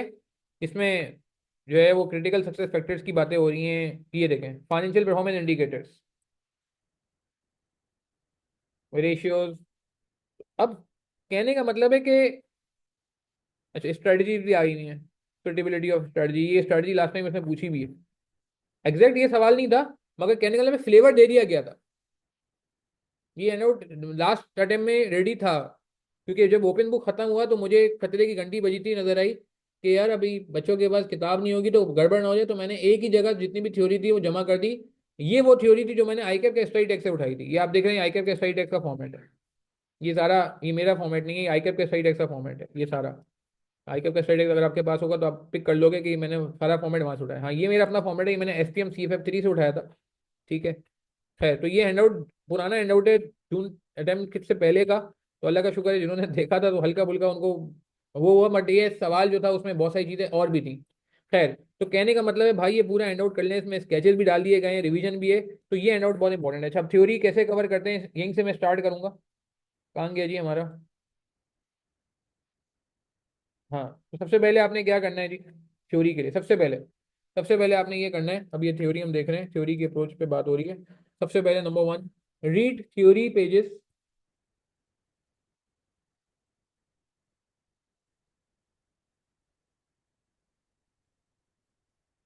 ये जो थ्योरी हैंडआउट मैंने आपको दिखाया था इसमें से पढ़ लें। ठीक है जी, पहला काम आप ये करें, नमाज ब्रेक करते हैं। 125 पे नमाज ब्रेक करेंगे। 130 में नमाज है मेरे घर के यहाँ पे, क्या कहते हैं, ऑफिस के पास। तो 125 से हम कर लेंगे ब्रेक, 20 मिनट्स का इंशाल्लाह बिल्कुल नमाज ब्रेक होगा जी। सेशन की रिकॉर्डिंग होगी मगर लाइव अटेंड करें, ज़्यादा बेहतर रहेगा। सही है, कोई सवाल भी होगा तो पूछ लेंगे ना आप लोग। अच्छा, read all pages from theory handout. ठीक है, from dedicated theory handout. जो dedicated theory handout 113 pages का, ये आप पूरा पढ़ लें। इसमें मैं वापस रिपीट कर रहा हूँ भाई, सारी थ्योरी नहीं है, सब रट्टा नहीं लगाना है। इसमें कुछ फॉर्मेट्स भी हैं आपके आसानी के लिए। उसके बाद आपने क्या करना है, बहुत इंपॉर्टेंट पॉइंट। यार कुछ जगहों में अगर पॉसिबल है मेक योर ओन नोट्स, ये मैं SPM CFF 3 के स्टूडेंट्स को भी बोलता हूँ। कितने लोग थ्योरी के अपने नोट बनाते हैं, ईमानदारी से बताइएगा। दूसरों की समरीज पे हम फोकस कर सकते हैं, कोई मसला नहीं है, बहुत सारी अच्छी अच्छी समरियां बनी होती हैं। मगर जो आपके अपने समरी की बात होती है ना, वो मैं सीरियस बता रहा हूँ किसी और चीज में नहीं होती। कितने लोग वाकई में अपना, जिसे कहते हैं ना कि नोट बनाते हैं। हाँ, बनाते हैं, बस इतने से लोग बनाते हैं, कुछ के बनाए हैं। ठीक है, जैफ हुसैन ने बनाए, मोहम्मद अब्दुल्ला ने बनाए, हारिस अहमद ने बनाए, सलमान सोमरो ने बनाए, अनस्ट्रक्चर्ड बनाया अब्दुल्ला ने, कोई बात नहीं। आप कीवर्ड मार्क कर लेते नहीं, वैसे कीवर्ड मार्क करने की बात नहीं हो रही है, अपनी समरी बनाने की बात हो रही है। चाहे वो आप एक्सेल पे बनाओ, वर्ड पे बनाओ, मुझे इससे मसला नहीं है। BFD FR ऑडिट के बनाए, वेरी गुड आरएस। अभी इतना टाइम है कि नोट बनाए जाएं। अभी उस बंदे का टाइम है जिसकी प्रैक्टिस, जिसकी जिसकी जैसे कहते हैं रिवीजन हो रही है, और जिसने लेक्चर कभी कवर किए हुए हैं और जो रिवीजन पे आ गया है उसके पास टाइम है। और जिसके पास जो लेक्चर पढ़े हुए हैं और रिवीजन पढ़ा हुआ है उसके पास वाकई में टाइम नहीं है। तो वो फिर वही कर ले जो ऊपर वासे कह रहा है कि मैं कीवर्ड मार्क कर लेता हूँ, उसके एमनीमोनिक बना लेता हूँ, उसको याद कर लेता हूँ। अच्छा खैर, मैं तो रिकमेंडेड अप्रोच बता रहा था भाई कि पहले आपको रीड करने सारे पेजेस, उसके बाद अपने नोट बनाने। ठीक है, आपके पास टाइम नहीं है नोट बनाने का तो आप थर्ड वाले पे आ जाएं। अब आपने करना है लर्न इंपॉर्टेंट पॉइंट्स, क्योंकि ओपन बुक नहीं है, कुछ थ्योरी याद करनी पड़ सकती है। मैं एक्सपेक्ट नहीं कर रहा एग्जामिनर से कि वो सारी की सारी रॉ थ्योरी देगा, क्योंकि थ्योरी दो तरह की होती है। अच्छा, थ्योरी था दो तरह की होती है, एक चीज मैं और भी बताता हूँ रास्ते में, मिसकॉन्सेप्शन क्लियर कर दूं कि थ्योरी एक वो होती है जो एप्लीकेशन बेस्ड होती है। ये थ्योरी जो है ना कॉन्सेप्ट बेस्ड होती है। और एक होती है रॉ थ्योरी। रॉ थ्योरी का मतलब है कि एडवांटेज डिसएडवांटेज टाइप की थ्योरी। मजे की बात ये पेपर में दोनों तरह की थ्योरी आती, मगर वो अलग बात है कि रॉ थ्योरी थोड़ी सी मैं समझता हूँ कि कम हो रही है, आहिस्ता आहिस्ता होनी चाहिए, क्योंकि ओपन बुक नहीं है। जब ओपन बुक होता था तो जो है ना वहाँ बच्चे कॉपी पेस्ट कर लिया करते थे। ठीक है, और एप्लीकेशन बेस्ड थ्योरी बढ़नी चाहिए। मगर एक बात मैं बता दूं कि चाहे रॉ थ्योरी हो एप्लीकेशन बेस्ड थ्योरी, ये नहीं है कि एप्लीकेशन बेस्ड थ्योरी तो कॉन्सेप्चुअल बेस्ड है। मैं मान रहा हूँ वाकई कॉन्सेप्चुअल बेस्ड है। मगर आप माने या ना माने, कॉन्सेप्ट पता होना और कॉन्सेप्ट लिखना दो अलग अलग बातें हैं। क्या आप इस बात से एग्री करेंगे। बिल्कुल, बिल्कुल आयशा, बिल्कुल सही कहा आपने। ये बिल्कुल सही कहा आपने कि ऐसा ही है, आप जब तक अपने नोट्स नहीं बनाते ना, मैं आपको सीरियस बता रहा हूँ, SPM में तो मेरा ये दर्द है। मतलब दिल करता है खून के आंसू रोने का, जो लोग अपने नोट्स नहीं बनाते हैं। मतलब वो कहते हैं ना कि अफसोस होता है कि ऐसा कैसे हो जाता है कि आप अपने नोट्स नहीं बनाओ और पेपर में बैठ जाओ। अफसोस होता है सीरियसली, हालांकि इतना आसान पेपर हो गया SPM, आप यकीन करें कि बस समझो जाओ पेपर में समझो, क्योंकि अब वो सारा सिनेरियो बेस हो गया। खैर वो तो खत्म होने वाला एक मसला है। अच्छा, मैं क्या कह रहा था, चाहे कॉन्सेप्चुअल थ्योरी हो या रॉ थ्योरी हो, प्लीज यार एक काम आपने करना है, इसकी रिटर्न प्रैक्टिस करनी है। रिटर्न प्रैक्टिस कह लें या सॉफ्टवेयर प्रैक्टिस कह लें, ठीक है, ये जरूर करनी है। अच्छा खैर, मैं वापस आता हूँ, एप्लीकेशन बेस्ड थ्योरी हो या रॉ थ्योरी हो, कवरेज दोनों की करनी है, दोनों की प्रैक्टिस करके जाना है। मैं इसको ऐसे कहूँगी, अभी प्रैक्टिस प्रैक्टिस कैसे करनी है मैं बात करता हूँ। बहुत सारे लोग ये समझते हैं कि जी पेपर में एप्लीकेशन बेस्ड थ्योरी है कि मैं लिख लूंगा, मगर यार मैं आपको सीरियस बता रहा हूँ, बहुत सारे लोग हैं उनसे आप कॉन्सेप्ट पूछो, वो आपको फर फर फर फर फर फर बता देंगे, वॉइस ऑर्डर पूरा एक्सप्लेन कर देंगे, मगर आप उनको बोलो यार लिख के दे दो, लिखना नहीं आता सर। सर ये काम आपने मुश्किल बोल दिया, ये नहीं होता मुझसे। और बहुत सारे लोग ऐसे हैं जो माजरत के साथ पहली बार लिखने बैठते हैं पेपर में, ऐसा होता ही नहीं होता। मैं बीएफडी पे अभी बात कर रहा हूँ, एसपीएम पे बात नहीं करूंगा, वो एसपीएम का जो जो वर्कशॉप होगा 2 हफ्ते बाद है, उसमें बात करूंगा मैं इंशाल्लाह। बहुत सारे लोग ऐसे हैं बीएफडी की थ्योरी पहली बार उस वक्त लिखने बैठते हैं जब पेपर में बैठे होते हैं। आप मुझे खुद बताओ, पहली बार आप, एक मिसाल है, एक सवाल का जवाब दें मुझे, एक सवाल का जवाब दें। इंजमामुल हक का नाम आपने सुना है? चलो इंजमामुल हक को छोड़ देना, तो बहुत दूर की बात हो गई ना यार। विराट कोहली पे बात कर सकते हैं, बाबर आजम पे बात कर सकते हैं। एक बात मुझे बताएं, बाबर आजम पे बात नहीं करते, चलो अभी उनकी फॉर्म अच्छी नहीं चली, विराट कोहली पे बात कर लेते हैं थोड़ी सी। मुझे बताएं कि यार कवर ड्राइव मारना, एक सवाल है मेरा, कोई मुश्किल है? क्या मेरे पास नॉलेज नहीं है कवर ड्राइव कैसे मारते हैं? हम तो देखते हैं ना मैच में कि जी बैट ऐसे ही उन्होंने रखा और ठक करके जो है वो ऑफ पे बॉल आई और एक ड्राइव लगा दी। अब चाहे विराट कोहली हो या बाबर आजम हो, दोनों की बाबर आजम की कवर ड्राइव बहुत ज़्यादा अच्छी है, आपस की बात है। खैर, तो अगर दोनों की बात की जाए, यार ये दोनों कवर ड्राइव बहुत अच्छी बना जो है ना मारते हैं, मैं और आप वो वाली कवर ड्राइव नहीं मार सकते। हाँ कब मार सकते हैं, एक काम करना पड़ेगा, हमें क्या करना पड़ेगा, नॉलेज है हमारे पास, मेरी बात समझ आ रही है, नॉलेज है हमें, हमें पता जरूर है कि हम किसी को एक्सपर्ट ओपिनियन दे देंगे। मैच खत्म होते हैं, हम फेसबुक पे आ जाते हैं एक्सपर्ट तजुर्बे देने, इसको बिठा लेते, इसको रख लेते, इस बॉल इस शॉट को ऐसे खेल लेते, काश ये शॉट नहीं खेला होता तो यहाँ पे नहीं मारते उधर मारते, शॉट सिलेक्शन गलत थी, ये सारी बातें हम कर लेते हैं। तो इसका मतलब क्या है कि, इसका मतलब ये है कि हमें नॉलेज तो है, मगर हमारे पास जो है ना चूंकि प्रैक्टिस नहीं है ना, तो क्या है कि वो हम काम कर नहीं सकते ना, हम वो कवर ड्राइव मार सकते हैं ना वो रिवर्स स्कूप मार सकते हैं, ठीक है ना, हम कुछ भी नहीं कर सकते, उसके लिए चाहिए प्रैक्टिस। अब ये चीज थ्योरी की है कि यार आपको आता सब कुछ है, मगर मसला ये है कि पेपर में लिखना कैसे है, उसकी प्रैक्टिस नहीं है। अब पहली बार आप जाएंगे तो कवर ड्राइव मारने में, पहली बार जाऊंगा बहुत अरसे बाद मैं बैट पकड़ूंगा, ठीक है, और कवर ड्राइव मारने की कोशिश करूंगा, मुझसे नहीं लगेगी। हो सकता है 10-15 बॉलें पहले मुझे टुक करनी पड़े, पहले बैट पे मैं बॉल लेके आऊंगा, उसके बाद जब मेरा हाथ सेट होने लगेगा, मुझे बॉल सही नजर आने लगेगा, मेरा आई और बैट का कॉन्टेक्ट जो है वो बिल्कुल सही हो जाएगा, तो मैं शायद बॉल को सही तरीके से अपनी मर्जी से हिट कर सकूंगा। मेरी बात समझ आ रही है? नेट प्रैक्टिस क्यों करते हैं प्लेयर्स? पेपर कह रहा हूँ, मैच से पहले मैच प्रैक्टिस क्यों की जाती है, आपको पता है?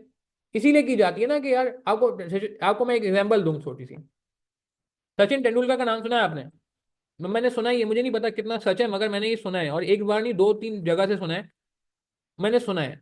सचिन तेंदुलकर का नाम सुना है आपने वैसे? उसके बारे में एक बात बताना चाह रहा हूँ मैं आपको। हाँ, ये बीएफडी के पूरे पेपर के लिए अप्लाई होती है। कौन है ये बंदा? इनका क्या रिकॉर्ड है? आई थिंक मोस्ट रन जो हैं वो इनके हैं, आपको पता है ये बात? पूरे क्रिकेट की हिस्ट्री में मोस्ट रन इनके हैं, 200 टेस्ट खेले हैं, सबसे ज्यादा टेस्ट भी इन्होंने खेले हैं, इंडिया से ताल्लुक है इनका। ये वसीम अकरम अकालीनुस के टाइम के प्लेयर हैं, ठीक है, थोड़ी सी पुरानी जनरेशन हो गई है, मतलब 10 साल पुराने, पहले ये रिटायर हुए 10-12 साल। इनके बारे में एक बात की जाती है, ये पता है आपको रोजाना कितनी प्रैक्टिस करते थे, रोजाना चाहे मैच हो नहीं हो। इनका एक वो था, इनकी हाँ सबसे ज्यादा सेंचुरियां, 100 सेंचुरियां इनकी हैं, विराट कोहली की सेंचुरियां भी इतनी नहीं है जितनी इनकी सेंचुरी है, मोस्ट हंड्रेड, मोस्ट रन, और पता नहीं क्या क्या रिकॉर्ड इन्होंने अपने नाम किए हुए हैं, बहुत सारे रिकॉर्ड हैं इनके, ठीक है, फर्स्ट डबल सेंचुरी भी इनकी है ओडीआई में। खैर, ये कहते थे कि जी मैं रोजाना सुबह उठता हूँ ना तो 300 बॉल्स खेलता हूँ। 300 बॉलें, वो कहते हैं मैं जब तक नाश्ता नहीं करता जब तक 300 बॉलें नहीं खेल लेता। मतलब आप समझ रहे हैं कि वो बंदा कह रहा है मैं जब तक रोजाना, चाहे मैच है नहीं है, 300 बॉल्स की प्रैक्टिस करनी है, सुबह जाके नेट प्रैक्टिस में 300 बॉल्स को हिट करना है, ब्रिडल करना है, टुक करना है। अब आप सोचो जो बंदा 300 बॉल्स खेल रहा है रोजाना, अब जब वो मैच में जाएगा तो उसको कैसा बॉल नजर आएगा? वो रोज 300, वो कहता है उसका ये जो चाहिए थोड़ा सुपर सस्पिशियस, वो नहीं होते सुपरस्टिशियस लोग होते हैं, वो भी है सुपरस्टिशियस, समझते हैं कि वहम हो जाता था उस बंदे को कि यार नहीं, मैंने अगर 300 बॉलें नहीं खेली ना तो मैं तो बस गया, मतलब जिसे कहते हैं ना, ये इनके बारे में पता है 2011 का जब इंडिया वर्ल्ड कप फाइनल जीता तो सुना ये भी आउट होने के बाद एक जगह बैठे रहे कि यार मैं उठूंगा तो टीम हार जाएगी। तो थोड़ा सुपरस्टिशियस टाइप का बंदा था, मगर क्या है कि आप समझ रहे 300 बॉल्स रोजाना खेलनी है, मतलब प्रैक्टिस करके जा, करनी ही करनी है इतनी, मेरा दिन ही स्टार्ट नहीं होगा। तो माय पॉइंट इज कि यार मतलब जो इस नॉलेज बंदे को बहुत है क्रिकेट की, इतनी सारी रन है, इतने सारे, मगर क्या है उसके बावजूद ये प्रैक्टिस कर रहा है। तो मैं आप लोगों को ये बताना चाह रहा हूँ कि यार देखो, जो मैं थोड़ी देर पहले बात करता कि आई कैप के सॉफ्टवेयर में पूरा पेपर सॉल्व करो, बीएफडी में प्रैक्टिस की बहुत अहमियत है। मैं ठीक है, अब मैं ज्यादा फोर्स नहीं करता आपने कितनी प्रैक्टिस की कितनी नहीं की पूरे सेशन में। अब आपको मैं कह रहा हूँ अटेम्प्ट बचा लो बस। अब अटेम्प्ट बचाने के लिए तो प्रैक्टिस कर लो। इसीलिए मैंने कहा था थोड़े टाइम पहले कि यार सॉफ्टवेयर प्रैक्टिस करनी है, और ये वाली प्रैक्टिस भी जरूर करनी है। इसको मैं डिफरेंट कलर से हाईलाइट कर लेता हूँ, बोलो तो ये वाली। कौन सी? अटेम्प्ट वाइज डिफरेंट कलर से करनी चाहिए। ये पूरा पूरा 3 घंटे पढ़ने का टाइम है, पूरा 50 ओवर का मैच खेल के तो देखो कैसे खेलते हैं। हमें T10 खेलने की आदत हो गई, 10-10 ओवर की छोटे छोटे सवाल करने की आदत हो गई। पूरा सवाल पूरा पेपर तो सॉल्व करें 3 घंटे का, तो पता चले ना यार आपकी फिटनेस क्या है, आपका टेम्परामेंट क्या है, आपका टेम्परामेंट क्या है। हाँ, खैर। अच्छा, coming back to the point, अब आप जल्दी से बस इसको कंप्लीट करते हैं, नमाज का टाइम हो रहा है, नमाज का ब्रेक भी लेना है हमने। उसके बाद आपने करना है कि सॉल्व थ्योरी क्वेश्चंस। क्या करना है जी? Solve theory questions. ये हैंड आउट 1 है हमारा, जो मैंने आपको दिखाया था, इसमें सारी थ्योरी थी। Solve theory questions, theory pass papers questions from hand out 2। Hand out 2 कौन सा था? जिसमें थ्योरी के पास पेपर्स। ठीक है जी। ठीक है, अटेम्प्ट वाइज मैंने सॉर्ट किया हुआ है, अटेम्प्ट वाइज थ्योरी सॉर्ट हुई है। ठीक है। And last but not the least, एक बात काम जरूर करना है जो अक्सर लोग नहीं करते। सबसे इंपॉर्टेंट काम आखिरी है, सबसे इंपॉर्टेंट काम आखिरी है, मैं बताऊं आपको। सबसे इंपॉर्टेंट काम आखिरी है कि compare your answer, full flash solve करना है। अच्छा, ये नहीं कि not just bullet points.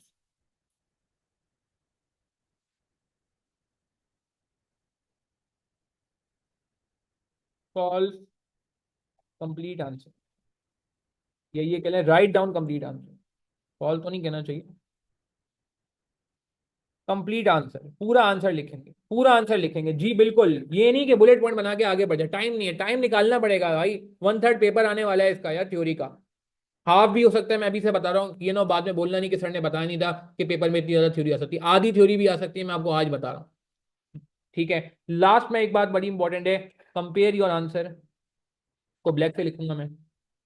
Compare your answer, ये नमाज ब्रेक कर लेते हैं, with I cap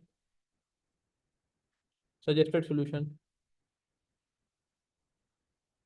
and write down missing point. ये मैं एसपीएम के लोगों को भी कहता हूँ,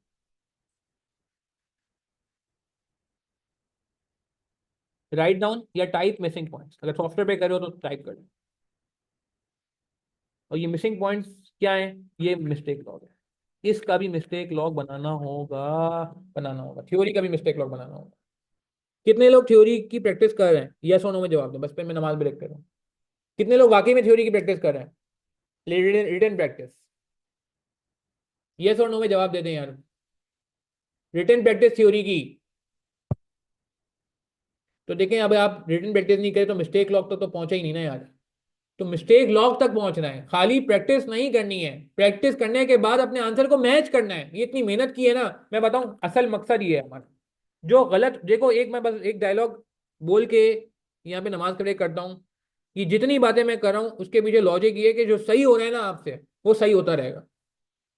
जो सही हो रहा है वो सही होता रहेगा। मेरा और आपका काम ये है कि जो गलतियां आ रही है ना, इनको आइडेंटिफाई करनी। ये गलतियां हैं जो पेपर में आपको प्रॉब्लम करेंगी। अगर किसी के लास्ट मिनट में 40 मार्क्स आए तो 40 मार्क्स मसला है ही नहीं।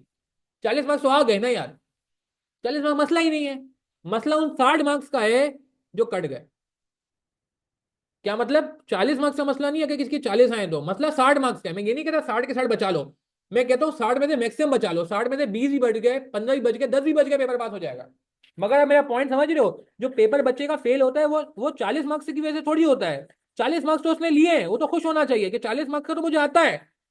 मसला उन 60 मार्क्स का है जो मिस हुआ है। अब वो चाहे पेपर टाइम की वजह से मिस हुआ हो, या आपको आता ना हो, या कोई गलती हो गई हो। बात यह है कि ये मिस्टेक्स है जिसकी वजह से प्रॉब्लम होता है, जो बंदे को फेल कराती है। आप इन मिस्टेक्स को बचा लो। मैं सारी मिस्टेक बचाने की बातें नहीं कर रहा, परफेक्ट कोई भी नहीं है, मैं भी नहीं हूं, आप भी नहीं है। तो मेन जो ये मिस्टेक लॉग बार बार बनाया जा रहा है ना, ये इसीलिए बताया जा रहा है कि यार आप जब मिस्टेक लॉग बनाओगे तो आप इन मिस्टेक्स पे काबू कर लोगे। ये वो मिस्टेक्स हैं जो लीकेजेस हैं, जो आपके मार्क्स जो है ना काट रही है पेपर में। ठीक है जी, बात समझ आई? चलें इसको नोट करें, थ्योरी कैसे कवर करनी है। हम यहाँ नमाज का ब्रेक ले लेते हैं, मेरे ख्याल से 25 मिनट्स का। और फिर हम 20-25 मिनट्स का ले लेते हैं और फिर हम कंटिन्यू करेंगे 150 पे हम कंटिन्यू करेंगे इंशाल्लाह। ठीक है, 155 पे बल्कि कंटिन्यू करेंगे। नमाज ब्रेक सुकून से नमाज पढ़ें आप, मगर ये लंच ब्रेक नहीं है। ठीक है, 3 बजे हमें ख़त्म भी करना है। तो 155 पे बस हम इंशाल्लाह रिज्यूम कर देंगे इंशाल्लाह। ठीक है, वापस आना है सबने, देखें इंपॉर्टेंट है, ये छोड़ना नहीं है आगे, कुछ हमारे पास एजेंडा बाकी है और हम इसको कंटिन्यू करें। 155 पे कंटिन्यू करें प्लीज़। अस्सलाम स्टूडेंट्स, बिस्मिल्लाहिर्रहमानिर्रहीम वबिशवाली सदरी वयस्सिर ली अमरी वाहलुल उक़दतम मिन लिसानी यफ़क़हू क़ौली वबिज़्निल्लाह। अच्छा जी, कंटिन्यू करते हैं बात को। हमारा अच्छा खासा एजेंडा कंप्लीट हो गया है आज का। कल भी बड़ा इंपॉर्टेंट एजेंडा है, जो नॉन फाइनेंशियल और फाइनेंशियल परफॉर्मेंस से रिलेटेड सवाल आया था लास्ट टाइम का, वो तो खैर मैंने सॉल्व करा दिया है, यूट्यूब चैनल पे अवेलेबल है। मगर उससे रिलेटेड मैं चाहूँगा कि कल हम कुछ और तैयारी भी करें, ताकि अगर ऐसी कोई चीज़ कोई डिफरेंट तरीके से आ जाए तो हमें प्रॉब्लम ना हो। ठीक है जी, तो ये 3 एजेंडे हमारे ऑलमोस्ट डन हो चुके हैं आज के। और अब हम जरा अगले एजेंडे पे जा रहे हैं, एग्जाम टेक्निक्स, और फिर टाइम मैनेजमेंट पे जाएंगे। टाइम मैनेजमेंट बहुत इंपॉर्टेंट होगा इस बार खास तौर पे, क्योंकि इस बार सॉफ्टवेयर पे पहली बार हम पेपर देने जा रहे हैं। तो पेपर में प्रॉब्लम आ सकता है, डिस्पाइट द फैक्ट कि काफ़ी सारी बातें मैंने ऑलरेडी आपको बता दी हैं कि पेपर से पहले अगर आप सॉफ्टवेयर पे एक अच्छा हाथ सेट करके जाएंगे, जो कि बहुत ज़्यादा मुश्किल नहीं है, तो काफ़ी आसानी हो जाएगी। बट स्टिल टाइम मैनेजमेंट एक इशू यूजुअली बीएफडी के पेपर में रहा है, इसलिए इसको एड्रेस करना ज़रूरी है। अच्छा, एग्जाम टेक्निक से कुछ बात कर लेते हैं। पेपर सबसे पहले रीडिंग। अच्छा, रीडिंग आपको पता चला है कि पेपर का टाइम चेंज हो गया है। पेपर ड्यूरेशन आपका कितने का हो गया पता चला आपको? सॉफ्टवेयर पे आने की वजह से, ट्रांजिशन की वजह से आई कैप ने आपको एक बेनिफिट दिया है। जी बताएं कितना हो गया पेपर अब? पहले था ओल्ड 3 आवर 15 मिनट्स, ऐसा ही है। अब कितना हो गया जी? चैट के थ्रू पार्टिसिपेट करें। मुझे चैट आ नहीं रही आप लोग की। बिल्कुल सही है, 3 आवर 30 मिनट बिल्कुल सही है। अच्छा, क्या ये 3 आवर 30 मिनट में रीडिंग टाइम शामिल है, या रीडिंग टाइम इसके अलावा मिलेगा? ये एक सवाल लोगों के ध्यान में आ रहा है, तो ये मैं क्लियर कर दूं, इंक्लूसिव ऑफ रीडिंग टाइम, यानी कि 3.25 घंटे का पेपर नहीं है, रीडिंग टाइम इसी के अंदर शामिल है। रीडिंग टाइम के लिए अलग से 15 मिनट नहीं मिलेंगे, कहने का मतलब है। ठीक है जी, बात समझ आ गई।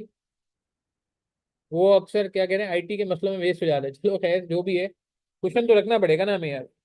अच्छा, अब सबसे पहले आपने क्या करना है पेपर में, कि स्टेप 1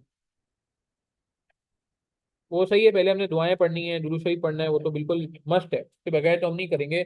पेपर शुरू बिस्मिल्लाह पढ़ेंगे, पढ़ेंगे। उसके बाद हम जब पेपर पढ़ने जा रहे हैं तो सबसे पहले रीड ऑल दी रिक्वायरमेंट्स।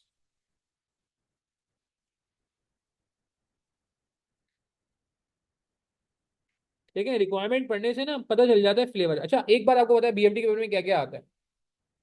एक सवाल बीएमडी के पेपर में कहाँ से आता है? बीएमडी के पेपर में नॉर्मली 5 सवाल होते हैं, कभी कभार पार्ट्स में रख देता है तो ज्यादा हो जाते हैं। एक सवाल वो कहाँ से पूछता है? जो क्वेश्चन है बीएमडी के पेपर में, बीएमडी का पेपर तो समझिए आउट है, ऑलमोस्ट आउट है।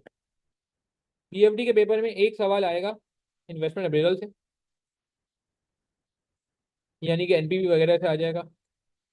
एक सवाल आएगा वैक्स, कॉस्ट ऑफ कैपिटल। ठीक है, कभी कभार अनगियर रीगियर कर लेता है, और ये टिपिकल वैक पूछ लेता है। एक सवाल आएगा मर्जर एक्विजिशन से। अच्छा, ग्रिड को फॉलो नहीं करेगा, ग्रिड बड़ी कंफ्यूजिंग है। मेरी अभी तकरीबन पिछले महीने की बात है, पिछले महीने की बात है ना शायद, हाँ सितंबर में आई गेस, मेरी सर नासिर अब्बास से मुलाकात हुई, वो इत्तेफाक से कराची आए हुए थे। तो उनसे मेरा डिस्कशन हुआ कि मैंने कहा सर वो बीएमडी की ग्रेड, कहते हैं यार बीएमडी की ये वाली ग्रेड बड़ी खराब सी है, क्योंकि इससे पिछली ग्रेड भी बहुत अच्छी थी। और उम्मीद की जा रही है कि जो अगली स्कीम आएगी उसमें पुरानी वाली जो ग्रिड थी ना वो रिवाइव की जाएगी। वो अलग बात है कि इससे पिछली स्कीम में मैक पोर्शन भी था। अब मैक पोर्शन तो नहीं है, मैनेजमेंट अकाउंटिंग का portion, but grid is very confusing. उन्होंने भी सेकंड के, उन्होंने कहा यार ये ग्रिड जो है ना बिल्कुल ही अजीब बन गई है। तो ग्रिड ए और ग्रिड बी में इतनी ओवरलैपिंग है कि बस, हाँ सिर्फ एक ग्रिड बहुत अच्छी है, ग्रिड सी जो कि फॉरेक्स की है। तो आप इसीलिए प्लीज ग्रिड के चक्करों में नहीं रहिएगा, ग्रिड में बड़े मसले हैं, मैं आपको अभी बता रहा हूँ। और ये बात मैंने एक बहुत और माशाल्लाह बड़े रिनोन टीचर हैं उनसे भी डिस्कशन की। इनफैक्ट उसमें सर एआरएम भी थे, उनसे ही बातें तो ग्रिड व्रिड जो है ना ये अजीब है। नई स्कीम की ग्रिड इंशाल्लाह हमें उम्मीद है कि अच्छी आएगी। खैर, तो कहने का मतलब है कि इन्वेस्टमेंट अप्रेजल, वैक, मर्जर एक्विजिशन, उसके बाद एक सवाल आएगा फॉरेक्स। ये चार तो समझे पक्के सवाल।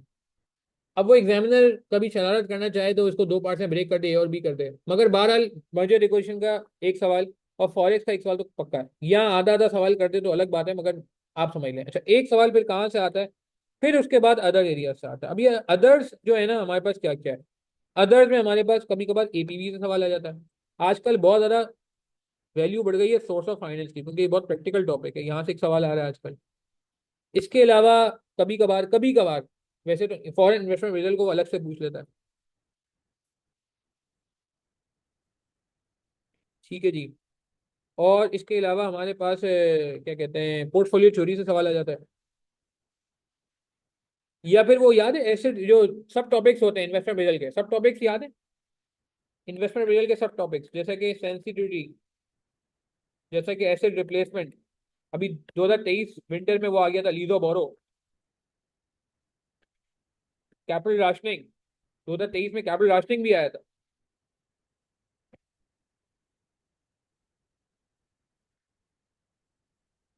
सिंगल पीरियड डबल पीरियड दोनों आने चाहिए।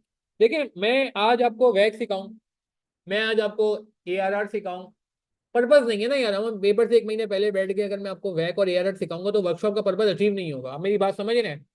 तो वर्कशॉप का जो पर्पज है ना, वो यही है कि यार हम पढ़ लिया सब कुछ हमने, अब उसको समेटे कैसे, और कैसे ऐसी मेहनत करें कि आपको प्रॉब्लम ना हो। अच्छा, एक चीज और मैं बताना भूल गया था थोड़ी देर पहले, अभी बताया था, मुझे अभी याद आ गई। मैंने आपको कहा था मैं आपको बताऊंगा, मगर मेरे ध्यान से निकल गया। अच्छा, प्लान, बीएफडी का प्लान बहुत सारे लोग पूछते हैं कि सर कैसे बनना चाहिए। अच्छा, ये बात समझ आ गई, यानी कि ये चार एरियाज में आपको बता रहा हूँ, पेपर आउट है आप, ये पेपर आउट है आपका। मैं आपको बताऊँ, ये कोई, मैं आपको कोई अनून की बात नहीं बता रहा, ये आप पिछली जितनी अटेम्प्ट है उठा के देख लें। इनफैक्ट जब से अटेम्प्ट चेंज, जब से स्कीम चेंज हुई है, ये आया है। ये चार एरिया लाजमी है, इनमें से कोई भी एक एरिया दो एरिया पूछ लेता है। एग्जामिनर पे डिपेंड करता है, एक से ज्यादा एरिया इसलिए पूछ सकता है कि अगर उसने पार्ट बना लिया तो एक से ज्यादा एरिया पूछ सकता है। अच्छा, प्लान कैसे बनाना चाहिए ये सुन लें आप। प्लान, अभी आप एक एक्सेल की शीट बनाएंगे आज। आज आप एक एक्सेल की शीट बनाएंगे, जरा गौर से देखिएगा, ये प्लान बहुत इंपॉर्टेंट। इसे हम नाम दे रहे हैं प्लानिंग शीट। चलिए, प्लानिंग शीट आप चाहें तो सिर्फ बीएफडी की बना लें, और आप चाहें तो ओवरऑल बना लें। ये प्लानिंग शीट मैंने अपने लिए बनाई थी और मुझे इससे बहुत फायदा हुआ।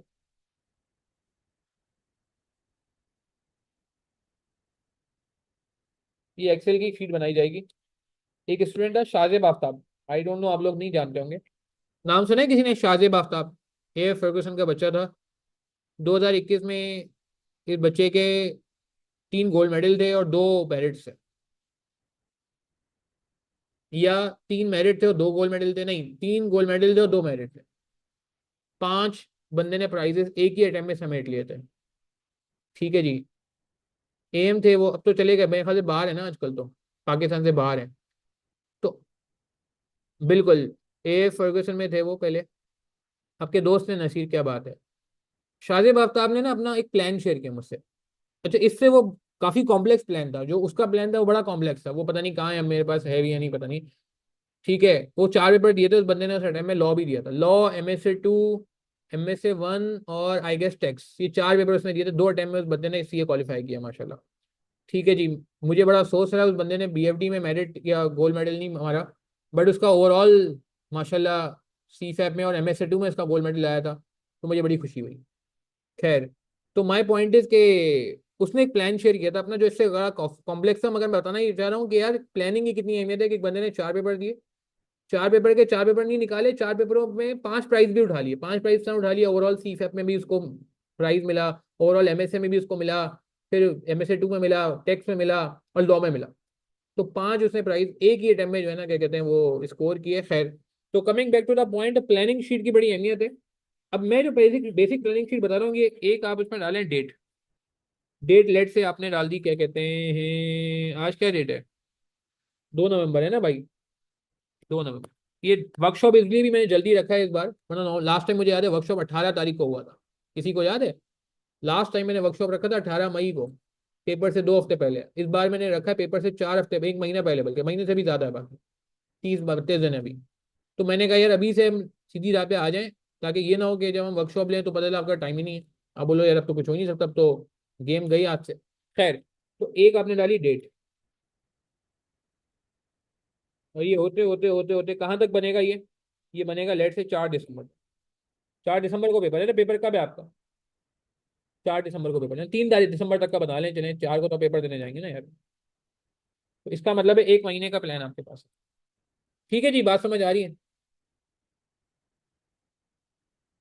फर्म के साथ भी ओनली है 4 to 6 आवर्स, यस। अब बताता हूँ मैं आपको। नहीं, बिल्कुल सही बात है। प्लानर बना तो लें आप, 80% अचीव हो जाए बहुत बड़ी बात है, पता है आपको। 2 दिसंबर को एफ आ रहे, चलो 2 दिसंबर तक का बना लेते हैं, या 1 दिसंबर तक का बना लेते हैं, चलो ठीक है, 1 दिसंबर तक का बना लेते हैं। अच्छा, इसमें मिसाल के तौर पे आपने कहा जी, मिसाल दे रहा हूँ समझाने के लिए ऐसे ही, कि 9 नवंबर अल्लामा इकबाल डे है, और आपने कहा जी उस दिन मेरी फैमिली का कोई इवेंट है, तो आपने लिख दिया हॉलीडे, उस दिन आपने काट दिया, कोई प्लान नहीं बनेगा उस दिन।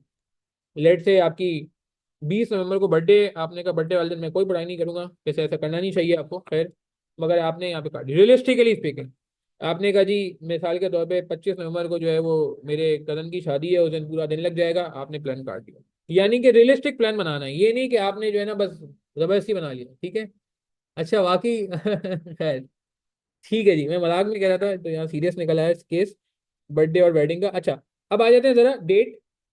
डे, डे आपने कहा जी सैटरडे है ये, फिर संडे है, मंडे, और ये होते होते होते होते लेट से ही आ गया संडे, मिसाल के तौर पर ऐसे ही समझाने के लिए कह रहा हूँ, मुझे नहीं पता एग्जैक्ट डेट डेट क्या है 1 दिसंबर को, ऐसे ही, आई थिंक संडे ही है, खैर। अब उसके बाद आपने लिख दिया सब्जेक्ट। सब्जेक्ट लेट से आपने कहा 2 नवंबर को बीएफडी का वर्कशॉप हो रहा है, तो बीएफडी पढ़ूंगा मैं पूरे दिन, ठीक है। अच्छा, दो तरह के लोग होते हैं, एक वो लोग होते हैं जो एक दिन में एक से ज्यादा पेपर पढ़ सकते हैं, और एक वो लोग होते हैं जो एक दिन में एक ही पेपर पढ़ सकते हैं, वो कहते हैं नहीं, एक ही दिन में एक ही पेपर पढ़ना होता है, टेम्पो ब्रेक हो जाता है। तो मैं पर्सनली सेकंड वाला था, कि मैं एक दिन में एक ही पेपर पढ़ता था, बल्कि एक दिन में क्या, मैं 4 4 5 5 दिन तक एक ही पेपर पढ़ता रहता था। फिर जब मैं थक जाता था 3 4 दिन बाद, उकताहट उड़ जाती थी, तो फिर मैं दूसरे पेपर पे आ जाता था। यानी कि मैं लंबे लंबे स्पेल के साथ पढ़ता था। मगर बहुत सारे लोग ऐसे भी होते हैं जो मैनेज कर लेते हैं, वो कहते हैं नहीं, हम 2 2 घंटे, 1 1 घंटा, 2 2 घंटे के छोटे छोटे स्पेल लगाएंगे, डिफरेंट सब्जेक्ट्स में बांट देंगे, डिपेंड करता है। मैं भी ये प्लान बना रहा हूँ कि लेट से पूरा पूरा दिन आपने डेडिकेट कर दिया, लेट से पूरा दिन बीएफडी का, अगले दिन लेट से एसपीएम का, उसके बाद लेट से आपने कोई, आप लेट से टेक्स्ट दे रहे हैं तो उसका दे दिया। तो मैं भी फिलहाल आपका ये पकड़ रहा हूँ, आप एक से ज्यादा भी कर सकते हैं। अच्छा, इसके बाद लगना है to be covered. To be covered में क्या आ रहा है, लेट से आपने कहा बीएफडी का मैं रिवीजन करूँ, और रिवीजन करना है लेट से इन्वेस्टमेंट बेदल का, मिसाल के तौर पर। फिर आपके पास होना चाहिए टू बी कवर्ड के बाद एक्चुअली कवर्ड, ये होगा दिन के आखिर में। और फिर उसके बाद होगा रिमार्क्स, कि आपने आपको रिमार्क्स दें, या कोई रिवाइज एक्शन प्लान हो तो वो करें। ये प्लान आप आज से बैठ के नवंबर तक का बनाएं, भले इसमें 2 घंटे लग जाएं, 3 घंटे लग जाएं, 1.5 घंटा लगे, मुझे नहीं पता, ये एक प्लान बना लें। आपको पता होगा कि यार मेरे पास आवर्स कितने हैं, मेरे पास टाइम कितना है, और फिर उसको सब्जेक्ट के साथ बांट दें। लेट से आपने कहा भाई अगले दिन कल भी सर का बीएफडी का वर्कशॉप है, तो मैं कल भी बीएफडी पढ़ूंगा। उसके बाद आपने कहा नहीं, बीएफडी बहुत हो गया, अब मैं एसपीएम पढ़ूंगा। उसके बाद आपने कहा नहीं जी, मैं टेक्स्ट पढ़ूंगा। ये होते होते होते पूरा आपने 1 दिसंबर तक, लेट से अगर आपका एफएफआर है तो 1 दिसंबर तक, एफएफआर नहीं है तो आप 3 दिसंबर तक पूरा प्लान बनाएं। और ये प्लान में आप ये सारे कॉलम फिल करें, date, day, subject and to be covered. To be covered का मतलब आपने क्या करना है, देखिए आपको पता है आपने क्या करना है, ठीक है, वो डॉक्यूमेंट करें। और फिर उसके बाद बराबर में लिखें एक्चुअली कवर्ड। एक्चुअली कवर्ड में आप लिखें कि नहीं जी, कंप्लीट पार्शियल रिवीजन हुआ है। उसके बाद आपने अगले दिन रखा था रिवीजन वैक का, मिसाल के तौर पर। अब चूंकि आपका वैक जो है वो कंप्लीट, चूंकि आपका इन्वेस्टमेंट विदल ही रिवाइज नहीं हुआ था सही तरीके से, तो आप वैक पे कैसे जाते, वैक कैसे होता, तो आपने लिखा कि भाई मैंने जो है ना रिमेनिंग रिवीजन किया है इन्वेस्टमेंट विदल का, एंड स्टार्ट कर दिया वैक। ठीक है, एक्सेल पे इसलिए मैं कह रहा हूँ क्योंकि एक्सेल में वो मसला नहीं होगा स्पेस का, वो रैप टेक्स्ट वगैरह कर लोगे, सेल साइज नहीं छोटा होगा। मगर प्लीज यार, ये मैं कहूंगा कि आप एक प्लान बना लें प्लीज। अच्छा, ये एक्चुअली कवर्ड हो सकता है आपका 50% कवर्ड उसको, मगर जब आप ये कंपेयर करेंगे ना कि यार मुझे करना क्या था, मैं हूँ कहाँ, मैं करना क्या, तो फिर आपको बहुत आसानी होगी, और एक टाइम ऐसा आएगा शायद ये 80% तक भी पहुंच जाए, 90% तक भी पहुंच जाए। अच्छा, एक बात मैं और क्लियर कर दूं यहाँ पे, एक बात मैं और क्लियर कर दूं यहाँ पे, कि देखें प्लीज एक बात को समझें। बहुत सारे लोग एक शिकायत करते हैं, शायद आपको भी शिकायत होगी, मुझे तो ये बहुत होती थी, कि कभी कभार ऐसा होता था जब आप सोने लेटते थे रात को, तो आपको लगता था कि यार आज पूरा दिन मैंने कोई काम ही नहीं किया, हालांकि पढ़ा होता था, मगर आपको लगता था कि नहीं यार कोई खास पढ़ाई नहीं हुई। ऐसा होता है कभी आपके साथ? यानी कि आपको लगता है कि पूरा दिन वेस्ट हो गया और कोई खास काम हो नहीं सका। ये फीलिंग आती है, कितने लोगों को आती है ये फीलिंग? प्लान बनाए नहीं बनाए, मैं वैसे ही कहता हूँ, रोज हो रहा है आपके साथ ऐसे? अच्छा। खैर, रोजाना हो रहा है, बहुत सारे लोग कह रहे हैं रोजाना हो रहा है हमारे साथ। खैर, अब मैं बताऊं क्यों होता है ये। अच्छा ये भी ना, ये बुरा है, ये आपके लिए बुरा है, क्योंकि ऐसा नहीं है कि आप नहीं पढ़ रहे हो, मैं जानता हूँ आप लोगों को, अब आप लोगों ने टेंशन लेनी शुरू कर दी है। लास्ट मंथ में ना हर बंदा टेंशन लेना शुरू करता है। मैं अभी यहाँ डिस्करेज नहीं करूंगा, डिमोटिवेट नहीं करूंगा। पेपर से 2-3 महीने पहले मैं डिफरेंट बात करता हूँ, मगर अब पेपर से 1 महीने पहले मैं कहता हूँ यार जो पढ़ रहे हैं पढ़ने दो। तो सीरियसली स्पीकिंग ये होता है, और ये इसका हल क्या है, यहाँ पे कम से कम जो आप ये कंपेयर करेंगे ना, तो कम से कम आपको ये तो पता चल जाएगा कि आप कितने परसेंट कर रहे हैं। अभी सोते हुए क्या होता है कि आप चाहे 50% कवरेज कर रहे हो, या 60% कवरेज कर रहे हो, या 20% कवरेज कर रहे हो, पता नहीं क्यों, ईमानदारी की बात यह है कि मुझे भी रात में सोते हुए ये ख्याल आता था कि शायद 20% भी काम नहीं हुआ। ऐसा होता ही नहीं होता। हाँ, रात में ख्याल आता है कि शायद 20% भी काम नहीं हुआ, हालांकि ऐसा नहीं है, मैं आपको बताऊं सीरियसली स्पीकिंग, ऐसा नहीं है। स्ट्रेस बढ़ता है इससे, ये यही तो मसला है, स्ट्रेस इसी वजह से बढ़ता है। और इस स्ट्रेस के चक्कर में पता है क्या होता है, मुझे मैं आपको टाइम बताऊं, मैं अब सीरियस बता रहा हूँ, मैं रात में पढ़ने बैठता था, अचानक पता नहीं क्या होता था, 10 से 11 बजे अचानक इतने बुरे बुरे ख्याल आने शुरू हो जाते थे कि यार इतना बड़ा कोर्स है, कैसे होगा। और मैंने तो लगता है आज कुछ करा ही नहीं, और 2 दिन से ऐसे ही हो रहा है, और यकीन करें इस सोच में 1 घंटा जाया हो जाता था, यकीन करें ऐसा। फिर 1-1.5 घंटे बाद फिर अपने आप को मैं समझाता था कि यार मुझे 2 बजे तक पढ़ना था, 10 से 2 मुझे पढ़ना था। अब अगर मैंने 10 से 12 मैंने सिर्फ ये सोच के दायां कर दिया तो मैं क्या कर रहा हूँ। फिर मैं बड़ा मुश्किलों से 1-1.5 घंटे बाद अपने आप को समझाता था, 10-15 मिनट मजीद समझाने में लगते थे, फिर पढ़ने बैठता था। ठीक है, मैं सीरियस बता रहा हूँ, ये हर किसी की कहानी है, ये सिर्फ आपकी कहानी नहीं है, ये हर किसी की कहानी है। ठीक है, तो इसका हल क्या है पता है, इसका हल यही है कि यार आप प्लान बना लो। मैं सीरियस बता रहा हूँ, प्लान बनाने से कम से कम आपके सामने आईना तो आ जाएगा, और कम से कम ये होगा कि चलो ठीक है 50% अचीव हो रहा है, मगर कम से कम सोते हुए आपको ये इत्मीनान होगा चलो मैं 50 पे आया हूँ, कल मैं कोशिश करूंगा 60 पे आ जाऊँ। बट ठीक है, 50 पे आप खुश नहीं होगे, मुझे पता है, क्योंकि आप खुश नहीं होगे इसीलिए आप कल आप 60 की कोशिश करोगे। आप 60 पे भी खुश नहीं होगे इसीलिए आप कल आप 70 की कोशिश करोगे, और ज्यादा की कोशिश करोगे, मगर कम से कम एक मोटिवेशन कहीं ना कहीं दिल में ये होगा कि यार ऐसा नहीं है, कुछ नहीं हुआ। क्योंकि यार अभी मैं आपको बताऊं, ये भी मतलब टेंशन एक अच्छी चीज है, आप टेंशन है जब भी पढ़ रहे हो, मगर ओवर टेंशन लेना भी बुरी चीज है। मैं ये नहीं चाहता कि यार आप ज्यादा टेंशन लेके टाइम जाया कर दो, ऐसा हो रहा है, मुझे पता है ऐसा हो रहा है। ठीक है, तो प्लान के दोनों फायदे हैं, प्लान से टेंशन भी मिलेगी कि यार मेरा काम कंप्लीट नहीं हुआ, मगर कुछ टेंशन रिलीज भी होगी, एक एक एक बराबर हो जाएगा।